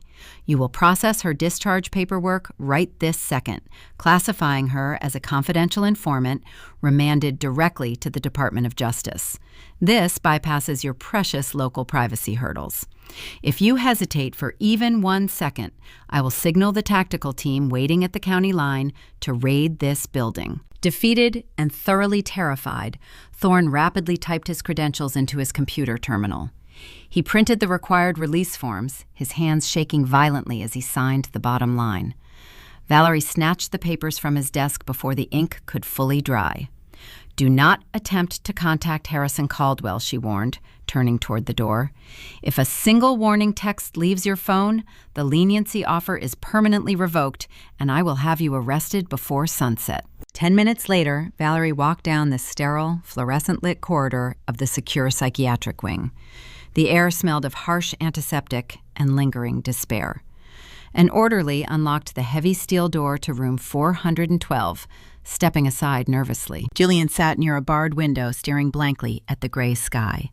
She was frighteningly thin, her once vibrant features hollowed out by years of enforced chemical sedation. She wore a thin, faded hospital gown. When she turned her head, her eyes were unfocused, struggling to process the sudden intrusion. "Jillian," Valerie said softly, her voice gentling for the first time that day. "You do not know me, but I am Edana's aunt. We spoke briefly on the hidden phone. I am here to take you out of this nightmare." The young woman blinked, a spark of lucid comprehension fighting through the thick pharmaceutical fog. "Out," she repeated the word, sounding entirely foreign on her tongue. "He will never let me leave. He pays them a fortune to keep me quiet." "He is no longer in control of your destiny," Valerie assured her, stepping forward. She shrugged off her own tailored wool coat and gently draped the warm garment over Jillian's frail, trembling shoulders. The heavy fabric provided an immediate physical shield against the clinical cold. "You are safe now. The isolation ends today." Mallory guided the unsteady woman out of the room, down the long corridor, and out into the crisp Ohio air. They bypassed the front desk entirely, sliding into the back seat of the waiting government vehicle. The driver immediately accelerated, leaving the corrupt compound far behind in the rearview mirror. As the car merged onto the interstate heading south toward Kentucky, Jillian leaned against the leather seat, pulling the wool coat tighter around her fragile frame. The fresh, uncirculated air seemed to act as a natural stimulant, clearing some of the haze from her exhausted mind. "They think I am insane," Jillian whispered, staring out the window at the passing trees. Vivian made sure the doctors documented every single emotional breakdown. They convinced Harrison I was a dangerous liability. But I was never crazy. I just found the lockbox. Valerie frowned, leaning closer. "What lockbox, Jillian? What exactly did you find?" "Before Harrison locked me away, I discovered a hidden wall safe behind the mahogany bookshelves in the main estate study." Jillian explained, her voice gaining strength and clarity with every word. Vivian always boasted about controlling the entire valley, claiming she inherited the land rights from her late husband. But she lied to everyone. I found the original signed Caldwell deeds. Valeria's breath hitched in her throat. The entire premise of the matriarch's intimidating power rested on her unshakable ownership of the generational land. Vivian ordered those documents incinerated over a decade ago, Valerie noted, her sharp legal mind racing through the catastrophic implications. Harrison saved them. Jillian revealed a bitter, hollow smile touching her lips. He kept them as insurance against his own mother. He planned to use them if she ever tried to strip him of the chief executive title. The estate, the distillery, the massive aging warehouses. Vivian does not own any of it legally. The title transfers were never officially filed with the county clerk. The land still technically belongs to the original holding company, which dissolved 10 years ago. This monumental revelation completely shattered the existing battlefield. Edana was currently fighting a desperate war to expose financial fraud and bigamy. But Jillian possessed the ultimate key to annihilate the foundational bedrock of the Caldwell Empire. If those deeds were submitted to the state registry, Vivian would be rendered instantly destitute, a common trespasser residing on her own supposed property. "Where are the documents right now?" Valerie asked, her pulse accelerating. "I mailed them to a secure postal box in Cincinnati the day before they dragged me into the clinic," Jillian answered steadily. "I prepaid the rental fee for 5 years. I have the small brass key sewn directly into the lining of my only suitcase." Valerie exhaled a long, deep breath. A new, devastating conflict had just been introduced to the board. They did not just have the power to imprison the corrupt brothers. They now had the undeniable ammunition to render the entire arrogant family completely homeless. The black sedan crossed the state line, navigating toward a highly secure federal safe house located in the quiet, unassuming suburbs of Louisville. Once Jillian was safely escorted inside the heavily guarded property, surrounded by trusted medical professionals, Valerie pulled out her encrypted cell phone. She composed a brief, highly sensitive message to her niece. "The package is secure. We have the ultimate leverage." Hundreds of miles away, back at the sprawling, opulent Caldwell estate, the grand master bedroom was plunged into total darkness. Heavy rain lashed against the large glass windows, mirroring the violent storm brewing inside the house. I lay perfectly still on the massive king-size mattress, my breathing shallow and deliberately measured. Beside me, Harrison was completely unconscious, his chest rising and falling in a steady, ignorant rhythm. The sheer exhaustion of managing the panicked investors all afternoon had finally dragged him into a deep, inescapable slumber. My phone vibrated silently under my pillow. I slid my hand beneath the expensive silk fabric, retrieving the device. The screen illuminated my face with a pale, ghostly light. I opened the encrypted messaging application. My aunt's text glared back at me. "The package is secure." A cold, triumphant smile curved my lips in the shadows. The captive wife was finally free. The federal trap was officially primed and ready to spring. Harrison was sleeping peacefully beside a woman he fully intended to destroy, completely unaware that his own permanent destruction had just been absolutely guaranteed. I locked the screen, plunging the room back into total darkness, ready to initiate the final explosive sequence of his absolute ruin. The heavy oak door to the study stood slightly ajar. Thursday evening cast long, menacing shadows across the intricate patterns of the Persian rug. Exactly 2 days remained until the grand wedding ceremony. I stepped into the cavernous room. Harrison sat behind a massive mahogany desk. The space smelled heavily of expensive leather, aged paper, and an underlying scent of arrogant privilege. He looked up from his glowing computer monitor. His handsome face wore a carefully constructed mask of apologetic reluctance. "Come in, Edana," he said softly, gesturing toward the tufted leather chair opposite him. "We need to discuss a minor administrative formality." I sat down, keeping my posture perfectly relaxed. A thick, intimidating stack of legal documents rested on the polished wood between us. The crisp pages were bound by a dark blue cover bearing the gold-embossed crest of his mother's elite legal firm. I recognized the formatting instantly. It was a labyrinthine prenuptial agreement, a weaponized contract designed specifically to strip a spouse of every conceivable asset. "What is this?" I asked, my voice smooth and calm.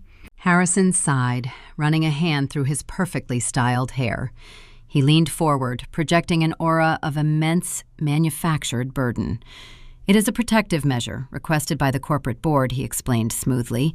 "The investor panic this afternoon at the country club was unusually severe. They are demanding absolute security regarding the company shares and the family assets before we finalize the marriage.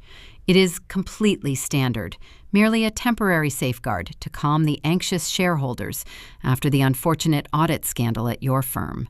I looked at the thick document. He was lying effortlessly. The corporate board did not care about a prenuptial agreement. This was the final aggressive phase of his strategy. He intended to secure legal control over my personal trust fund and permanently revoke my financial independence before the fake psychiatric hold was officially initiated. I read the visible paragraphs on the first page. The text included predatory clauses demanding the absolute forfeiture of my generation-skipping trust, the immediate transfer of my proxy voting rights, and the surrender of all marital property. If I signed this document, I would become legally destitute the exact moment I was committed to a medical facility. My gaze drifted away from his deceptive face and settled on the dense paragraphs of convoluted legal jargon. The sight of the complex contractual language triggered a vivid grounding memory. The oppressive atmosphere of the sprawling study faded away. I was 10 years old, sitting at a cramped kitchen table in a small apartment located in downtown Atlanta. The air smelled of cheap black coffee and lemon furniture polish. My mother sat across from me, surrounded by towering stacks of corporate case files. She was a brilliant paralegal, a fiercely intelligent African-American woman who understood the complex intricacies of contract law far better than the senior partners she served. Yet she remained entirely invisible, perpetually denied the prestige and financial compensation she deserved simply because of her gender and her working-class background. She spent her entire professional career watching wealthy corporate predators exploit vulnerable people through hidden contractual clauses and aggressive legal intimidation. She slid a blank piece of paper toward me that rainy night. She placed a cheap plastic ballpoint pen in my small hand. "Listen to me carefully, Edana," my mother instructed, her dark eyes intense and completely uncompromising. "The law is a weapon. Rich men will always try to use it to trap you.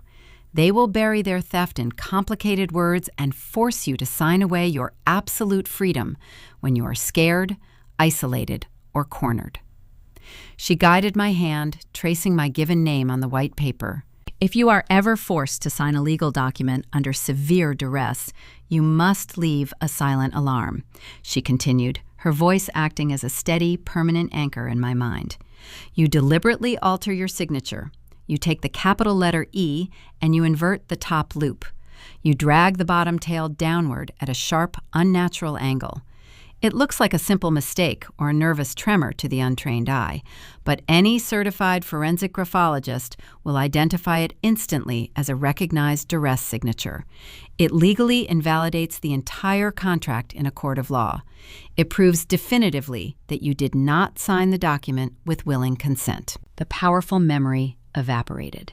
I was back in the imposing study, facing the exact type of wealthy predator my mother had spent her entire life warning me about.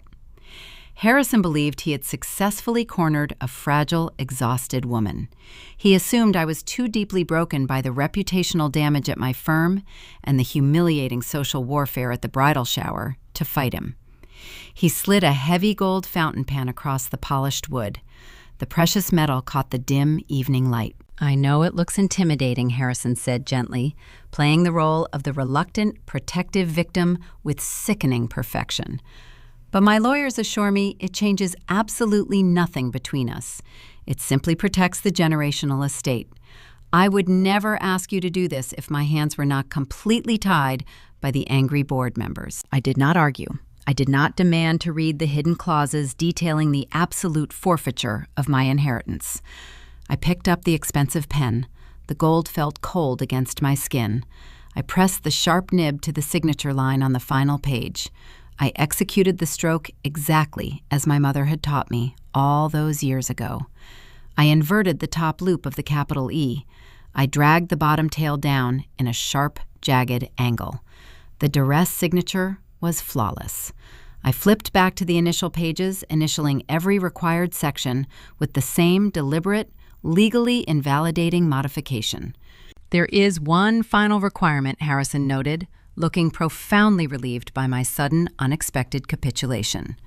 "The document requires a physical notary seal to be officially recorded by the county clerk tomorrow morning." My mother provided the authenticated binding strips. He pushed a small stack of thick, adhesive notary seals toward me. This was the exact vulnerability I had anticipated. "Let me secure it," I offered softly. "I want to make sure the presentation is perfect." I reached into my pocket and retrieved the small decorative envelope containing the vintage brass wax stamp I had used at the country club. I had carefully coated the underside of the heavy family crest with a highly specific rare adhesive. It was a specialized chemical compound utilized exclusively by federal forensic auditors to tag fraudulent physical evidence. The liquid compound was completely invisible to the naked eye, but under a standard ultraviolet scanner, it glowed a brilliant, undeniable crimson. The chemical bonded permanently with the cellulose in the paper, making it impossible to wash or erase. I pressed the adhesive seal onto the final page of the contract. I applied the brass stamp, pressing down hard, transferring the chemical marker directly into the porous paper fibers of the prenuptial agreement. I had just provided the federal investigators with absolute, irrefutable physical proof that the document had been tampered with under severe duress. The trap was permanently locked. I slid the bound contract back across the wide desk. Harrison stared at the document, a profound sense of creeping unease washing over his handsome features. The muscle in his jaw twitched. His sharp intuition was screaming at him. He had fully expected a tearful, drawn-out argument. He had prepared for a bitter negotiation regarding the trust fund percentages. My immediate, unquestioning compliance deeply unsettled his predatory nature. It fundamentally contradicted his basic understanding of human behavior. "Is everything satisfactory?" I asked, keeping my expression perfectly blank and unreadable. Harrison blinked, finally tearing his gaze away from the altered signature line. "Yes," he replied, his voice distinctly lacking its usual arrogant certainty. "Thank you, Edana. I know this situation was incredibly difficult." He stood up and walked over to the crystal decanter resting on a small side table. He desperately needed a moment to soothe his suddenly rattled nerves. He poured a generous measure of aged bourbon into a heavy glass. The amber liquid splashed against the crystal sides. He raised the glass toward me in a silent, victorious toast. He genuinely believed he had just conquered my financial independence. He took a long, deep swallow of the strong liquor. The dramatic irony was absolute and completely intoxicating.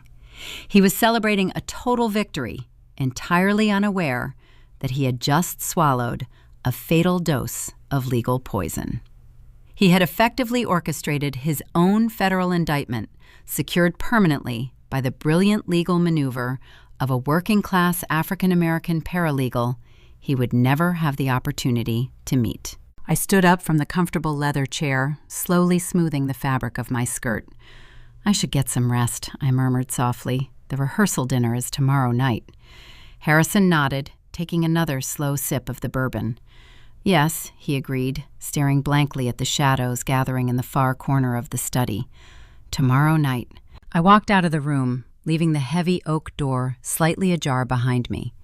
My personal phone vibrated in my pocket the exact moment I stepped into the grand hallway. I pulled the device out and glanced at the brightly illuminated screen. It was an encrypted message from Preston. The digital text was brief, urgent, and highly volatile. "The corporate board knows about the missing ledger. They are demanding an emergency meeting at the distillery before the rehearsal dinner begins. Be ready." The complicated game was accelerating much faster than anyone anticipated. Preston was clearly panicking, desperately attempting to cover his tracks regarding the disastrous warehouse incident. The final collision course was officially set. Tomorrow evening, the entire arrogant Caldwell empire would gather together for a lavish celebration, completely oblivious to the massive, inescapable explosion I was preparing to detonate directly beneath their feet. The grand barrel room of the primary Caldwell distillery was transformed into an opulent dining hall for the Friday evening rehearsal dinner. Towering racks of charred white oak casks formed a magnificent rustic perimeter around the polished hardwood floor, creating a cavernous space that smelled heavily of roasted meats, expensive perfumes, and the inescapable, intoxicating aroma of fermented corn. Thousands of twinkling fairy lights were suspended from the vaulted wooden ceiling, casting a warm amber glow that perfectly mimicked the color of aged bourbon. Tables draped in heavy ivory linen were adorned with elaborate centerpieces of dark red roses and trailing green ivy. The stark contrast between the industrial reality of the warehouse and the staggering wealth of the attendees created a surreal, almost suffocating atmosphere. I sat near the center of the massive head table, wearing an exquisite floor-length gown of deep sapphire silk. I maintained a serene, radiant expression, flawlessly executing the role of the subservient, overjoyed bride. The surrounding guests, a carefully curated collection of political elites, corporate lobbyists, and wealthy tycoons, engaged in loud, boisterous conversation. They drank premium reserve liquor and laughed at terrible jokes, entirely oblivious to the invisible guillotine hanging precariously above their heads. Beneath the flowing fabric of my dress, my right hand rested gently against the small velvet evening clutch situated on my lap. Inside the heavily beaded purse, a secure cellular device pulsed twice in rapid succession. The silent vibration was a coded confirmation signal from Aunt Valerie. She was currently stationed inside an unmarked, heavily armored command van parked near the perimeter fences. A tactical team of highly trained federal agents was mobilizing silently in the surrounding dark forests, utilizing advanced night vision equipment to form an impenetrable net around the entire facility. The perimeter was completely locked down. Nobody was leaving this property. Across the broad dining table, Vivian scrutinized my every movement with the predatory intensity of a starved hawk. She wore a severe emerald green dress that amplified the cold, calculating nature of her gaze. The matriarch was waiting for a catastrophic psychological fracture. She fully expected the immense social pressure of the gathering, combined with the terrifying legal ambush from the previous evening, to finally shatter my sanity. Vivian had spent decades breaking strong-willed individuals through relentless, agonizing manipulation. She possessed a terrifying ability to exploit emotional vulnerabilities, a cruel skill she developed after marrying into a hostile dynasty that viewed her solely as a decorative breeding asset. She had fought viciously to claim her supremacy over the family enterprise, and she simply could not fathom a working-class woman surviving her orchestrated assaults. Yet, my unshakable composure only seemed to deepen the sharp lines of frustration etching her aristocratic face. The loud clinking of a silver spoon against crystal cut through the ambient noise of the room. Preston stood up from his chair, a smug, triumphant smirk twisting his lips. He adjusted the lapels of his custom-tailored tuxedo, reveling in the captive attention of the massive audience. He genuinely believed he had successfully secured my absolute compliance after our disastrous encounter at the freezing warehouse. He assumed my quiet demeanor tonight was a permanent symptom of total crushing defeat. He raised a glass filled with amber liquid. "To my beloved brother and his stunning future wife," Preston announced, his voice echoing loudly off the wooden walls. "This marriage represents a highly significant transition for our historic enterprise. We are entering an era of unprecedented growth, guided by new management and the invaluable contributions of our silent partners." He paused dramatically, locking his dark eyes directly onto mine, his tone dripping with thinly veiled, arrogant mockery. "May your union be exactly as predictable and strictly managed as our corporate ledgers." The wealthy crowd chuckled politely at the dry corporate humor, missing the venomous, threatening undertones entirely. Harrison shifted uncomfortably in his seat, shooting his older sibling a furious glare before standing up to reclaim the spotlight. The golden child of the empire smoothed his silk tie, immediately projecting his signature, effortless charm. He was desperate to maintain the public illusion of a perfect romantic fairy tale, especially in front of the nervous investors he had barely pacified the day before. "Thank you, Preston, for that uniquely analytical blessing." Harrison countered smoothly, eliciting a genuine laugh from the captivated audience. He turned toward me, his handsome features softening into a mask of pure, manufactured devotion. "Edana has brought an incredible, blinding light into the dark, complicated corridors of my life. She is my steadfast anchor, my trusted confidant, and the absolute center of my universe.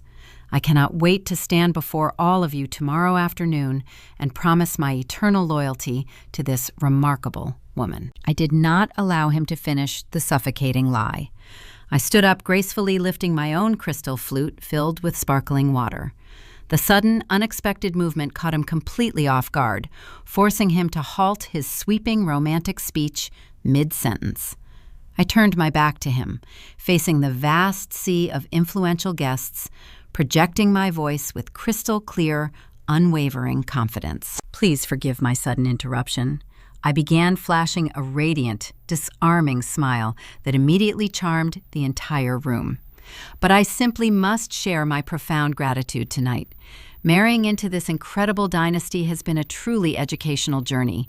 I want to raise my glass to the Caldwells, to their utter transparency, to their undeniable honesty, and to the remarkable lengths they will go to protect what they believe is rightfully theirs. The dramatic irony was suffocating, a heavy, invisible weight pressing down upon the head table. Vivian stiffened violently, her knuckles turning bone white as she gripped her linen napkin. Harrison stared at me, his charming facade momentarily slipping to reveal a flash of genuine, terrified confusion.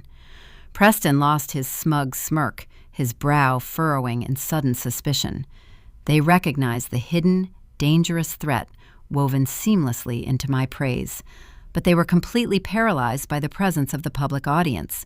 They could not retaliate without causing a massive scene. I took a slow, deliberate sip from my glass. May tomorrow bring every single member of this family exactly what they truly deserve. The crowd erupted into enthusiastic applause, utterly enchanted by the powerful, confident bride. As the formal dinner concluded and the guests began mingling around the open bar, I seamlessly navigated through the crowded floor. My ultimate target was standing near a towering stack of vintage casks, swirling a glass of sparkling cider. Marcus Sterling was the regional director of the Federal Securities and Exchange Commission. He was a brilliant, fiercely ambitious regulator who despised old money arrogance. He grew up in a struggling industrial neighborhood in Chicago, watching corrupt tycoons dismantle his community for offshore profit. He joined the Federal Regulatory Commission specifically to tear down arrogant empires exactly like Caldwell Holdings. Vivian had foolishly invited him to this private celebration merely as a high society flex, a physical demonstration that her wealth made her completely untouchable by government oversight. It was a monumentally arrogant miscalculation. I approached him from the blind left side, timing my movements perfectly with the chaotic rhythm of the passing catering waiters. I stumbled slightly, a beautifully executed, highly calculated maneuver, bumping my shoulder gently against his rigid arm. "Oh, I am so incredibly sorry, Mr. Sterling," I apologized profusely, placing my open palm flat against the lapel of his expensive charcoal suit to steady myself. The heavy wool fabric concealed my swift, practiced motion. I slipped a small encrypted flash drive directly into his exterior breast pocket. The digital device contained the meticulously compiled embezzlement ledgers, the damning high-resolution photographs from the freezing vault, and the explosive chemical proof of the fraudulent prenuptial agreement. Marcus instinctively reached toward his pocket, a frown forming on his face, but I caught his wrist with a gentle, firm grip. My glowing bridal smile never wavered, but my voice dropped to a barely audible, urgent whisper meant only for his ears. "The decryption password is Jillian. Read those files immediately. Do not leave these premises until you verify the contents." I released his arm and glided away, melting back into the glittering, noisy crowd before he could utter a single question. I found a quiet, isolated space near the massive sliding bay doors, staring out into the dark, humid Kentucky night. The encrypted drive was successfully delivered into federal hands. The tactical assault teams were waiting patiently in the shadows. The long, agonizing countdown to total, inescapable destruction had officially hit zero, leaving the corrupt dynasty entirely exposed to the imminent catastrophic storm. Saturday afternoon arrived with suffocating humidity pressing against the towering limestone walls of the historic Lexington Cathedral. Inside the cavernous sanctuary, the climate was meticulously controlled, preserving the pristine arrangements of white orchids cascading down the polished wooden pews. The entire space hummed with the hushed, expectant whispers of Kentucky high society. Every significant political figure, corporate titan, and generational heir had gathered to witness the highly anticipated union. They sat shoulder to shoulder in their tailored suits and designer gowns, completely unaware that they were about to occupy front row seats to the most catastrophic public execution in the history of the Commonwealth. Edana stood quietly in the marble vestibule, her reflection caught in the antique mirror hanging above a mahogany credenza. She wore a breathtaking custom-designed gown of pure white silk. The heavy fabric flowed around her slender frame, projecting an image of absolute angelic innocence. She stared at her own dark eyes in the glass, finding no trace of the terrified, vulnerable woman who had first arrived at the sprawling estate months ago. That fragile person had been systematically dismantled by the cruelty of her future in-laws. In her place stood a meticulously forged weapon, hardened by betrayal and sharpened by the brilliant legal teachings of her late mother.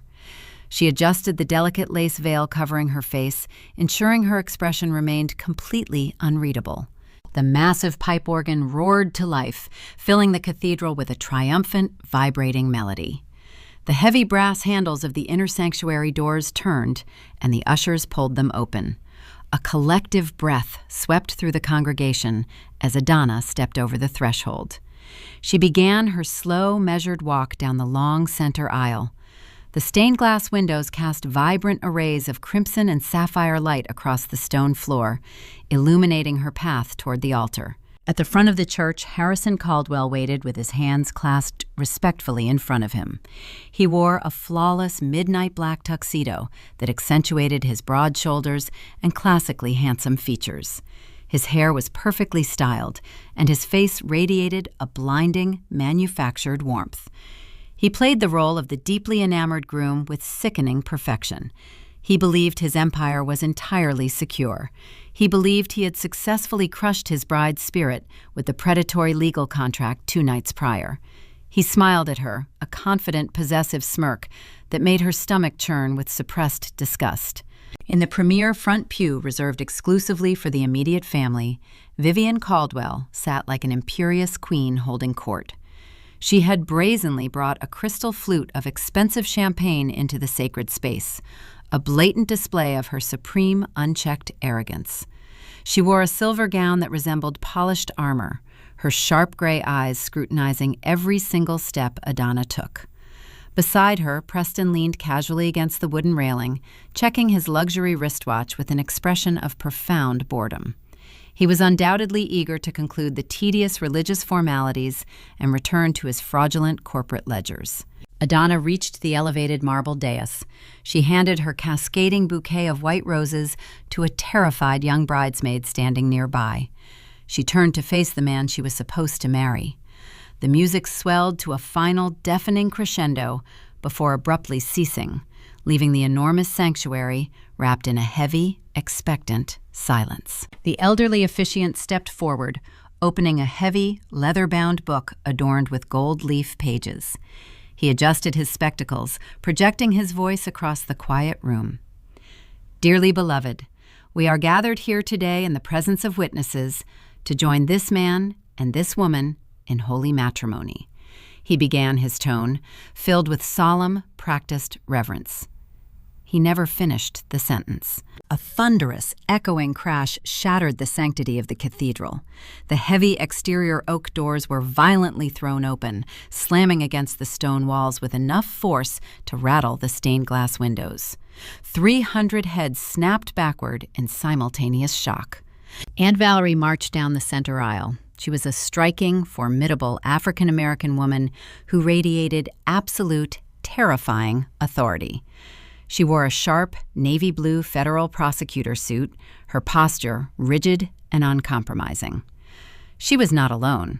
Flanking her on all sides were a dozen heavily armed United States Marshals, their tactical vests loaded with restraints and communications equipment.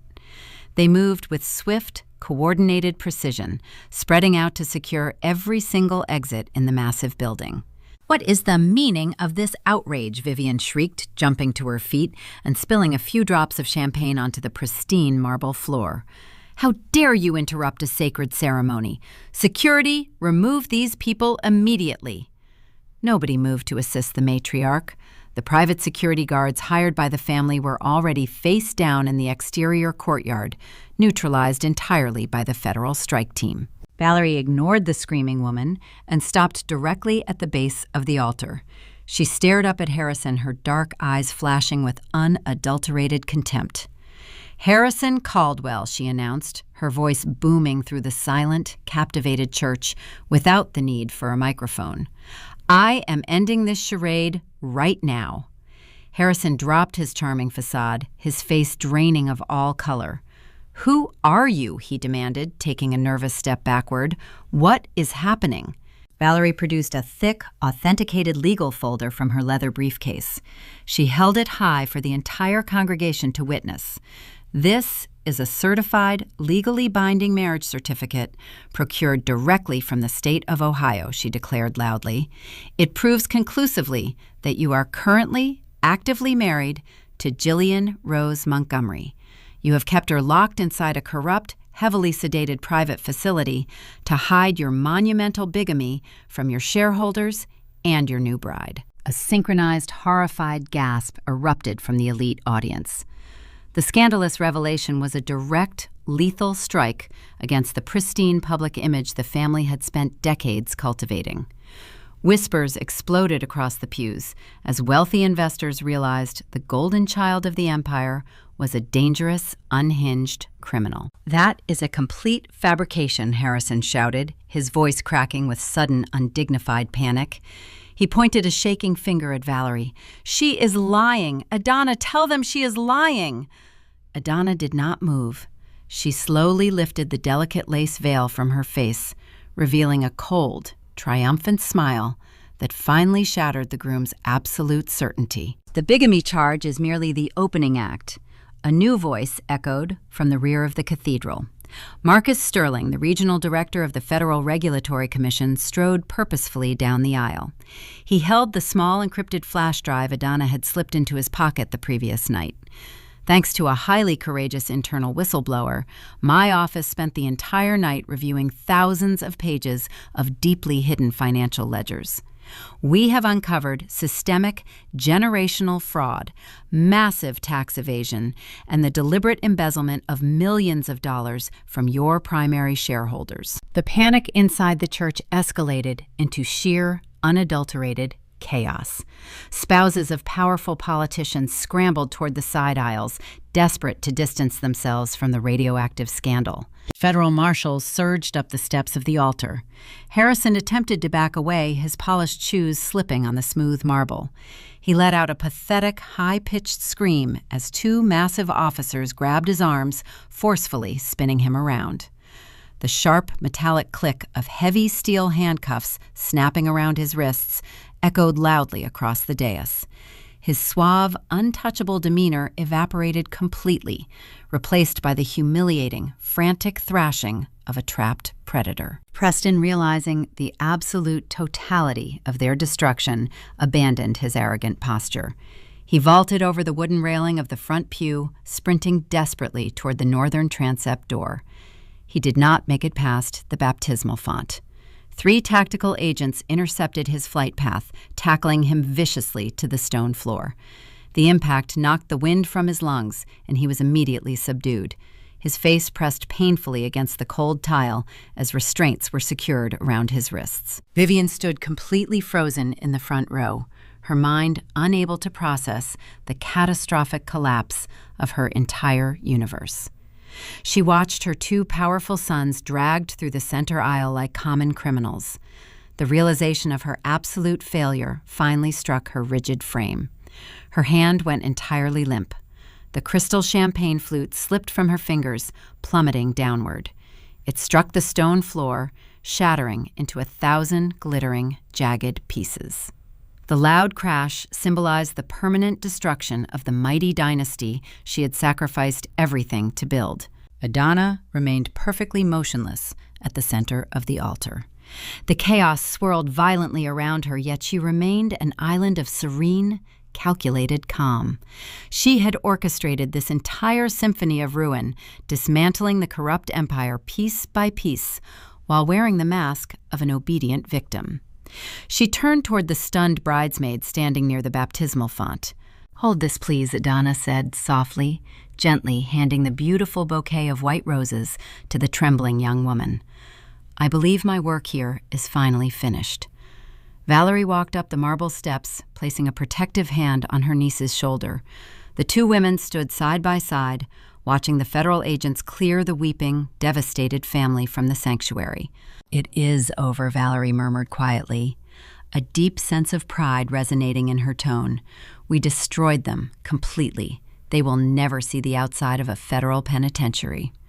Edana watched the shattered glass sparkling near the front pew, her analytical mind immediately searching for the next variable.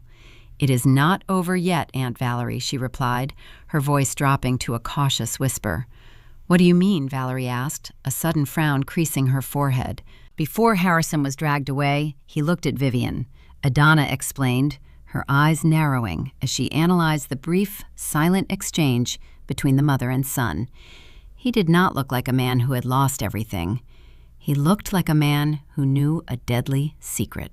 Valerie pulled her encrypted phone from her jacket pocket, her expression darkening significantly. "I dispatched a secondary team to the postal facility in Cincinnati this morning to retrieve the original property deeds Jillian mailed," she stated, her thumbs flying across the digital keyboard. "They just sent a secure update." Valerie paused, the color slowly draining from her face as she read the incoming message. "What is it?" Edana pressed, feeling a familiar, dangerous tension rising in her chest. "The postal box was completely empty," Valerie whispered, looking up with genuine alarm in her eyes. "The lock was expertly drilled. Someone intercepted the authentic deeds before our agents arrived." Edana looked toward the empty doors of the cathedral. The brothers were incarcerated, and the matriarch was publicly disgraced. But the ultimate prize, the legal foundation of the entire valley, was currently missing. A new, unknown player had just entered the battlefield, possessing the exact ammunition required to steal the empire right out from under the federal government. The war for the estate was far from finished. It had only just begun. The federal interrogation enclosure, located deep within the Louisville Justice Building, was completely devoid of warmth. Stark fluorescent bulbs buzzed endlessly overhead, casting a harsh, unforgiving illumination across the bare concrete walls.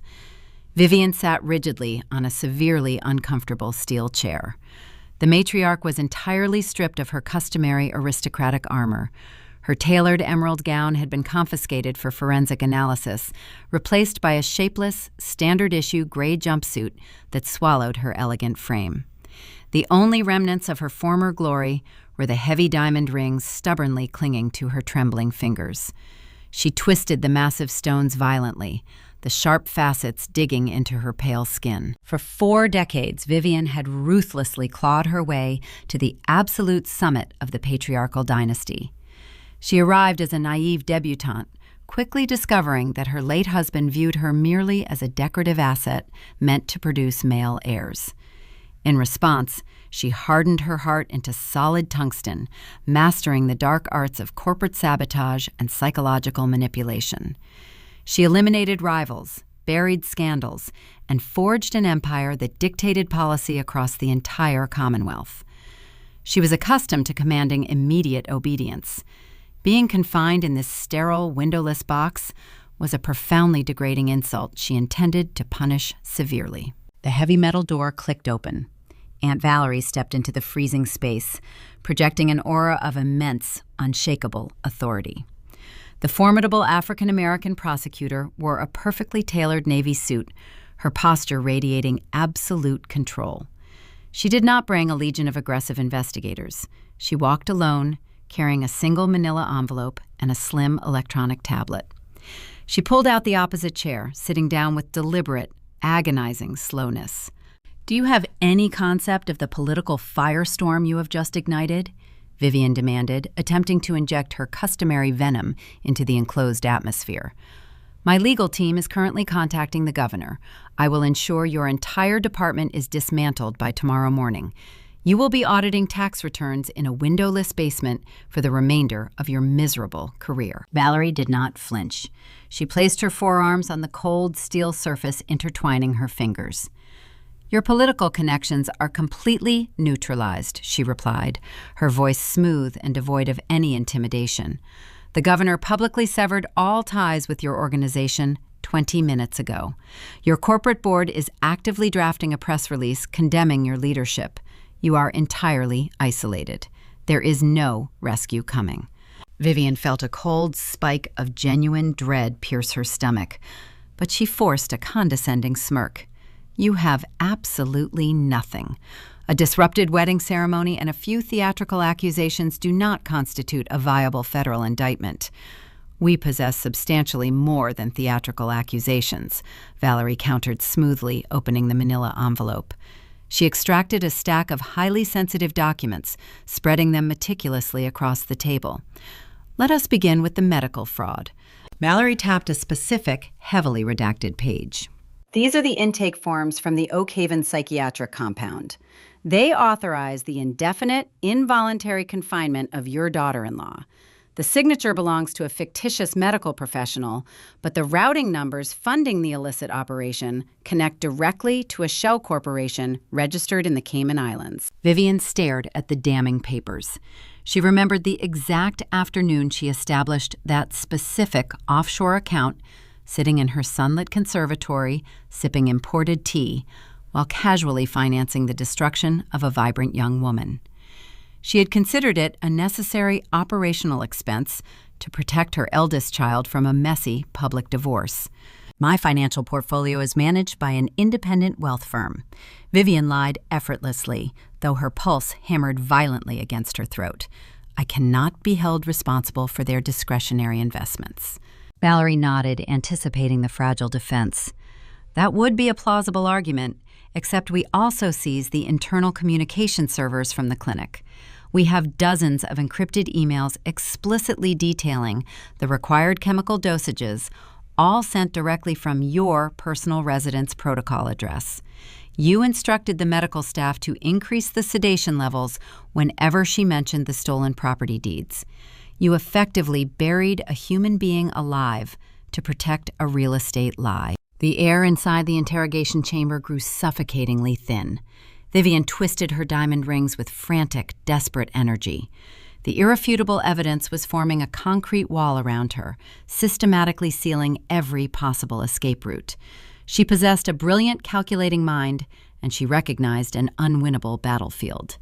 The matriarch understood that survival required immediate, brutal sacrifice. If I confirm the origin of those specific directives, Vivian began, her voice dropping to a conspiratorial, negotiating whisper.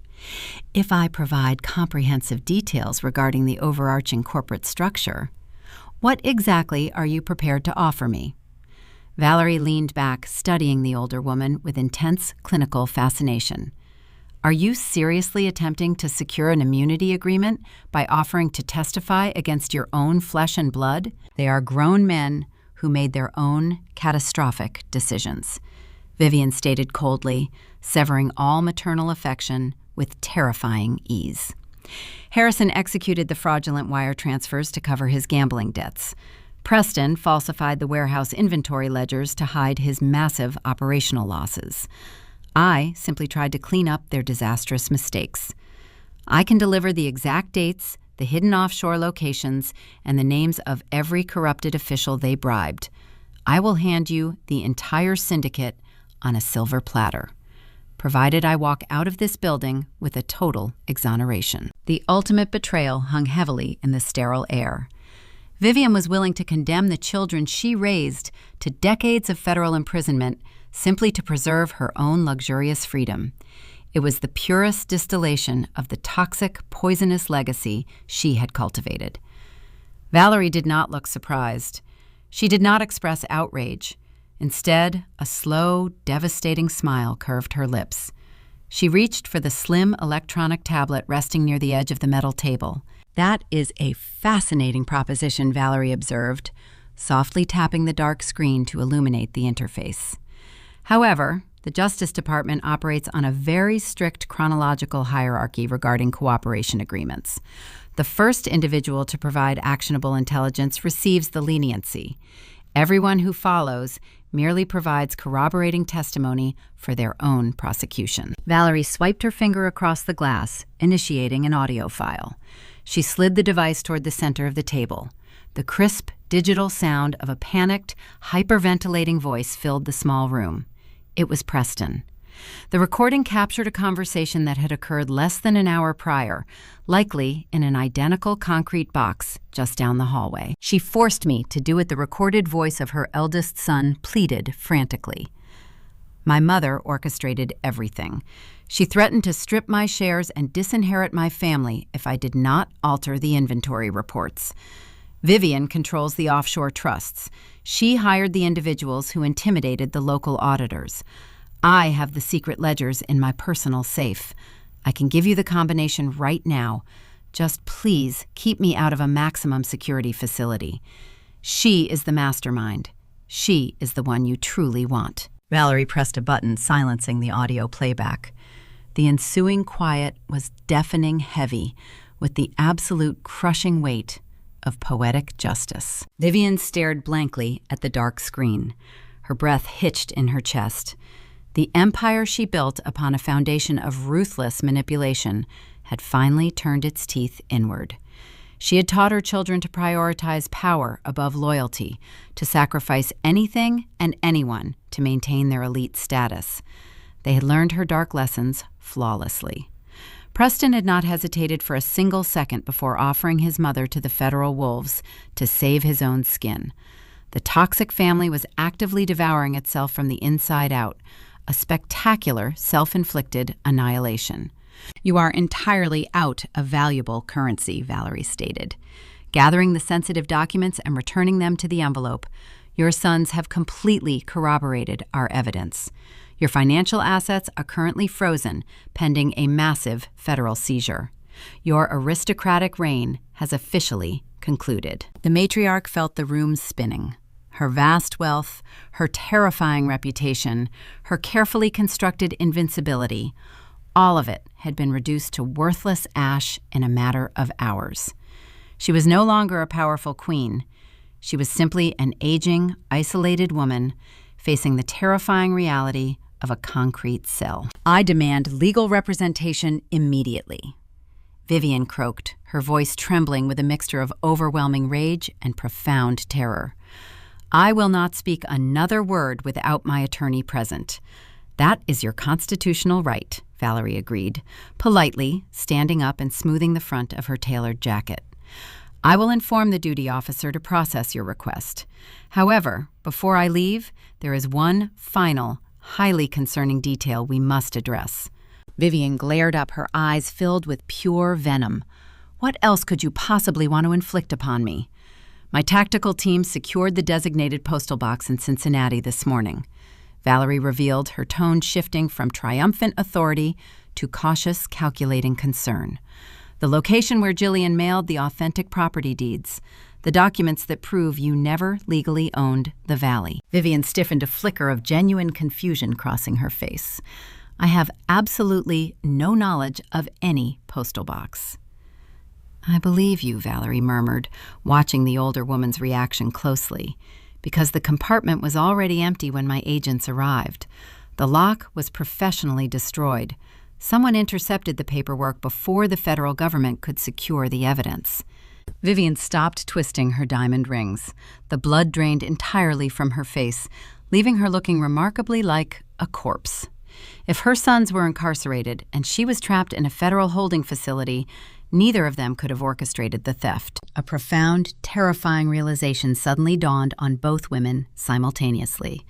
A new, invisible adversary had been silently monitoring the chaotic destruction of the Caldwell dynasty. This unknown player had capitalized on the massive wedding day distraction to steal the ultimate prize. The federal government had successfully dismantled the corrupt family, but someone else had just seized total control of the land itself. The legal war was supposedly over, but a far more dangerous, unpredictable conflict had just been violently ignited from the ashes. 6 months had passed since the catastrophic collapse of the Kentucky dynasty. The lingering mystery of the drilled postal box in Cincinnati had initially driven the federal investigators to the brink of absolute madness. They searched relentlessly for an unknown criminal syndicate, entirely failing to realize the true architect was hiding in plain sight. Edana had never intended to let the government secure those authentic property documents. If the Regulatory Commission seized the deeds as evidence, the massive valley would remain frozen in bureaucratic litigation for decades. Therefore, Edana had simply hired a private, highly specialized extraction team to bypass the federal agents by exactly 2 hours. She secured the physical leverage herself, ensuring the ultimate power remained exclusively in the hands of the women the family had tried to destroy. The cliffhanger was resolved not with federal intervention, but with brilliant, independent anticipation. Now a bitter December wind swept across the rolling hills of the sprawling estate. The freezing weather perfectly matched the chilling reality facing the former masters of the territory. Vivian Caldwell, along with her 2 disgraced sons, currently occupied separate, windowless holding cells in a maximum security federal detention center located on the outskirts of Lexington. They were awaiting their final sentencing hearings. The monumental fraud convictions carried mandatory minimums that guaranteed none of them would ever breathe free air again. Harrison was already facing severe internal extortion from prison gangs regarding his outstanding gambling debts, while Preston spent his days crying in his cell, begging the guards for legal immunity he no longer possessed. Their vast, untouchable wealth had been completely vaporized. Edana sat comfortably behind the sprawling mahogany desk located in the primary executive suite. This was the exact room where she had first discovered the secure burner phone, the precise location where the terrifying game of survival had originally commenced. She was no longer a frightened bride navigating a labyrinth of psychological warfare. Utilizing the staggering financial restitution clauses awarded from the federal civil suit, combined with the absolute leverage of Jillian Montgomery legally reclaiming the land, Edana had executed a flawless, ruthless, hostile takeover. The corporate board of directors, terrified of imminent public prosecution and desperate to salvage their own reputations, had surrendered the entire enterprise without a single formal objection. The toxic, blood-stained legacy of the old money empire was permanently erased from the historical archives of the Commonwealth. Edana initiated an aggressive, comprehensive rebranding campaign that shocked the southern industrial sector. The heavy wooden signs bearing the Caldwell crest were torn down by construction crews and unceremoniously incinerated. The massive distillery was legally rechristened as the Vanguard Heritage Cooperative. She restructured the entire corporate hierarchy, terminating the corrupt, sycophantic executives and replacing them with brilliant, historically marginalized individuals who actually understood the intricate science of fermentation and the true value of honest labor.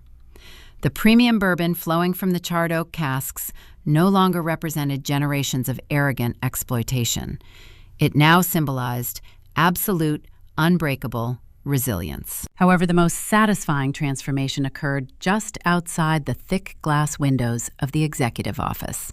Edana gazed out over the sprawling landscape, a deep sense of poetic justice warming her spirit. For 40 years, Vivian had maintained an exclusive, heavily guarded rose garden on the southern terrace. It had been a pristine, untouchable monument to the matriarch's vanity, cultivated using stolen money and broken lives. Edana had personally directed a fleet of heavy excavation machines to bulldoze the entire manicured lawn.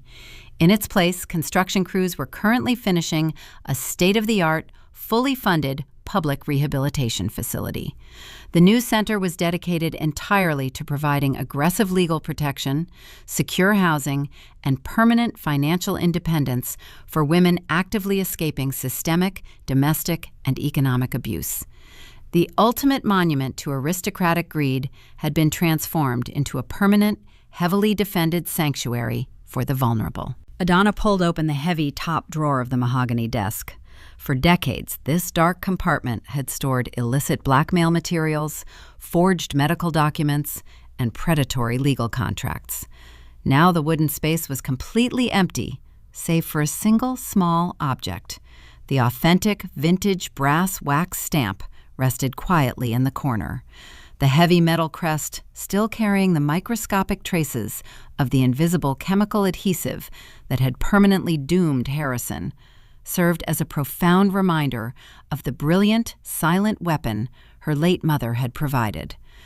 Edana reached past the historical artifact and retrieved a thick, cream-colored envelope. She placed a highly lucrative, heavily protected dividend check inside the folded parchment. The financial transfer was addressed to Jillian, who was currently recovering peacefully in a secluded, beautiful coastal sanctuary in California, completely free from the chemical restraints and the psychological torture of her previous existence. Edana sealed the envelope, ensuring the permanent financial security of the woman who had suffered the most horrific betrayals. The heavy oak door to the office swung open. Aunt Valerie stepped into the renovated suite, bringing a wave of confident energy into the quiet room. The formidable African-American prosecutor looked remarkably relaxed, having recently resigned from the rigid federal regulatory department to accept a highly lucrative position as the chief legal counsel for the newly formed Vanguard Cooperative. She walked across the plush carpet carrying a heavy crystal decanter and 2 polished rocks glasses. The amber liquid inside the bottle caught the late afternoon sunlight, radiating a warm, inviting glow that contrasted beautifully with the cold winter sky outside.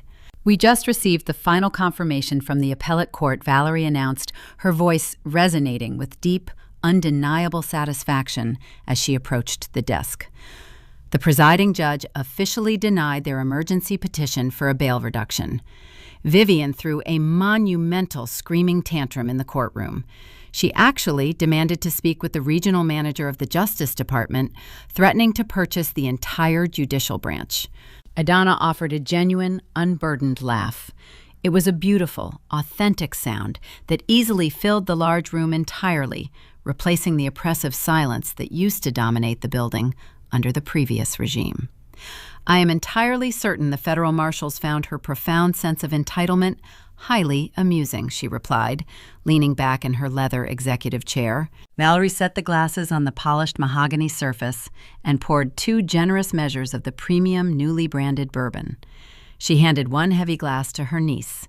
The older woman raised her drink, her dark eyes reflecting a profound mixture of historical pride and enduring strength. To brilliant intuition, Valerie proposed smoothly locking her gaze with the young woman who had orchestrated the impossible, to surviving the absolute worst of human nature, and to establishing extremely ruthless, impenetrable boundaries.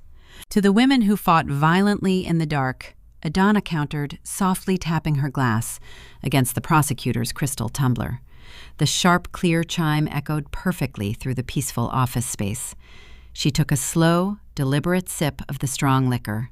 It burned pleasantly against her throat, a stark, triumphant contrast to the bitter ashes of the empire she had completely incinerated. Edana turned her attention back to the massive windows looking out over the vibrant Kentucky hills. She was the ultimate victor in a deadly, complicated game she was never supposed to survive. Her transformation from a targeted victim into a formidable architect of justice was absolute. But as she watched a sleek black luxury vehicle slowly approach the main security gate of the property, a familiar, electrifying tension returned to her steady pulse. The encroaching car bore the official, highly recognizable license plate of the Sterling Family Syndicate, a rival generational enterprise located in the neighboring county. They were the oldest, most aggressive competitors in the Southern spirit industry, and they clearly assumed the recent transition of power made the Vanguard Cooperative highly vulnerable to a hostile acquisition. The digital intercom resting on her desk chimed once, breaking the serene silence. The newly appointed head of security spoke through the clear speaker channel. "Miss Edana, the chief executive of the Sterling operation, is requesting an immediate, unannounced meeting.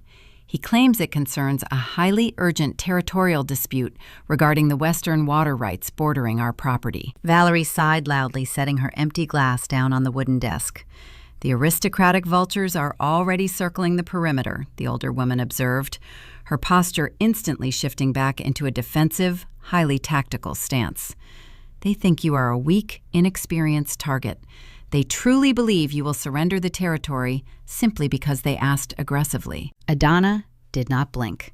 She did not feel a single ounce of fear or hesitation. She reached into the desk drawer, her fingers brushing gently against the cold brass of the vintage stamp. The previous war had merely been a necessary training ground. She was no longer fighting for basic survival. She was now actively defending a kingdom she had bled to build. "Send him up to the executive suite immediately," Edana instructed the security chief, her voice dropping into a dangerously calm, mathematically calculated register. "And ensure you lock the heavy exterior gates directly behind his vehicle. He is not leaving this property until we establish a new, permanent understanding of who truly controls this state." She stood up from the mahogany desk, her sharp silhouette framed perfectly against the fading evening light. The Caldwell dynasty was completely dead, but a new, terrifyingly formidable force had been born in the roaring fire of their destruction. The very next conflict was walking directly through the front doors, and Edana was entirely prepared to burn the neighboring empire down to the exact same ashes. We often look at towering empires and marvel at their architectural strength, assuming the people inside are completely shielded from the violent storms of life. But as the spectacular collapse of the Caldwell dynasty powerfully demonstrates, the highest fortresses are usually the very first to crumble, when the foundation is poisoned from the absolute beginning. The devastating wreckage left behind in that cold Kentucky valley is not merely an entertaining tale of corporate espionage or a brilliant legal triumph. It is a profound, incredibly cautionary reflection on the terrifying weight of parenting, the true meaning of family responsibility, and the critical long-term guidance we offer the children who watch our every single move. When we strip away the designer gowns, the massive oak barrels, and the millions of dollars hidden in offshore accounts, we are left staring at a stark, unforgiving mirror, reflecting our own domestic choices. What exactly are we teaching our children when we close the heavy front door and the rest of the world fades away? Vivian Caldwell constructed her entire existence around the desperate, suffocating illusion of protection. She genuinely believed she was fulfilling the ultimate maternal duty by aggressively paving a golden road for Harrison and Preston, systematically and ruthlessly eliminating any obstacles or individuals that stood in their way. In modern American culture, we often feel a profound instinctual urge to shield our offspring from pain, from failure, or from the harsh, necessary consequences of their own actions. We desperately want to give them the entire world on a silver platter. But there is a fatal, catastrophic difference between supporting a child and enabling a monster. Vivian taught her sons that their mistakes could simply be purchased, buried, and completely erased from history. When Harrison committed bigamy to secure his corporate position, she covered it up by funding a heavily sedated clinic. When Preston embezzled millions in operational funds, she manipulated the internal ledgers. She completely deprived them of the essential grounding human experience of accountability. In a traditional family structure, true responsibility means standing firmly beside your child as they face the music, not paying off the entire orchestra to stop playing. By constantly removing the natural consequences of their actions, Vivian did not protect her sons in the long term. She hollowed them out entirely, leaving them emotionally stunted and utterly incapable of surviving in a real world where actions inevitably demand a heavy payment. The devastating scene inside the freezing federal interrogation room serves as the absolute climax of this tragic educational failure. When a parent chooses to raise children in an environment completely devoid of basic honesty and fundamental fairness, they are not actually raising a family. They are raising ruthless mercenaries. Vivian explicitly instructed her boys to prioritize power, societal status, and absolute self-preservation above loyalty, empathy, and simple truth. She thought she was arming them with the tools needed for a highly competitive world.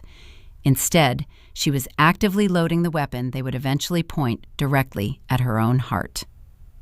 When the federal agents finally cornered the corrupt family, Preston did not hesitate for a single agonizing second before offering his own mother to the authorities in exchange for his personal freedom.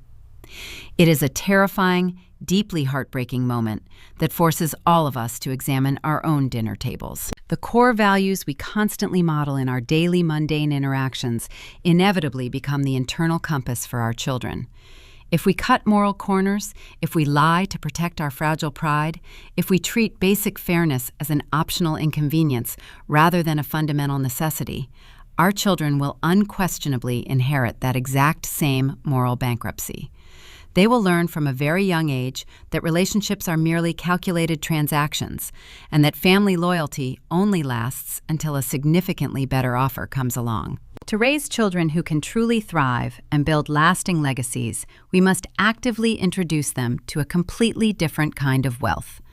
Emotional awareness is the single most valuable currency we can ever deposit into their developing minds. The Caldwell boys were financially rich beyond measure, but they were emotionally destitute. They possessed absolutely no empathy for the innocent lives they systematically destroyed, no genuine understanding of their own deep internal fractures, and absolutely no capacity to process fear without resorting to total destruction. Conversely, Edana survived the absolute darkest corners of that terrifying family, specifically because she was deeply anchored by the brilliant, emotionally intelligent guidance of her late mother. She understood exactly how to process heavy grief, how to recognize subtle psychological manipulation, and how to set impenetrable, ruthless boundaries to protect her own peace. Emotional awareness in parenting means creating a consistently safe environment where a child can openly express their darkest fears without any fear of judgment.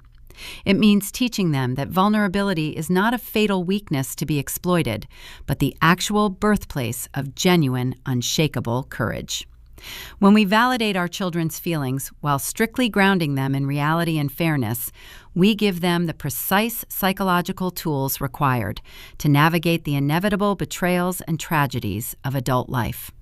We teach them that their true worth is never defined by their bank accounts or their social dominance, but by the absolute integrity of their character. In American society, where the relentless, exhausting pursuit of individual financial success frequently overshadows the quiet, steady work of community building, the traditional family remains the ultimate critical training ground for human decency. It is exactly within the four walls of our homes that we learn how to be fair to others, how to tell the difficult truth even when our voices shake with terror, and how to take full, unmitigated responsibility for the terrible messes we make. The Caldwells built a massive financial empire, but entirely failed to build a home. They left a dark legacy of ash, shattered glass, and steel handcuffs. We have the profound, beautiful opportunity to leave a completely different mark on the world. If you find yourself deeply captivated by these intricate psychological narratives, and if you truly want to continue exploring the fascinating, complicated dynamics that define our closest human relationships, I invite you to join our growing community.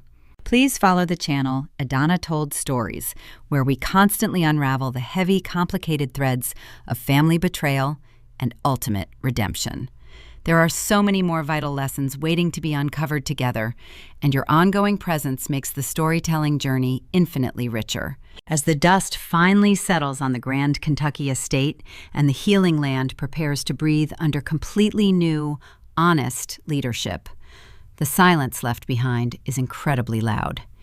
It asks us to look closely at the people sitting across from us right now, the seemingly insignificant choices we make today, the small, convenient lies we let slide, the moral boundaries we selectively enforce, and the hard, uncomfortable truths we choose to speak are quietly forming the adults our children will undeniably become tomorrow. The most terrifying and uniquely beautiful realization of all is that we are constantly writing the future, one ordinary, everyday conversation at a time. You might look closely at your own living room tonight and wonder what unseen, silent seeds are currently taking root beneath the familiar floorboards. Are you carefully building a warm sanctuary that will survive the coming storms? Or are you constructing an isolated, glittering fortress that will eventually lock you inside forever? The ultimate harvest is always waiting in the distance, patient and entirely inevitable, silently preparing to reveal exactly what we have planted.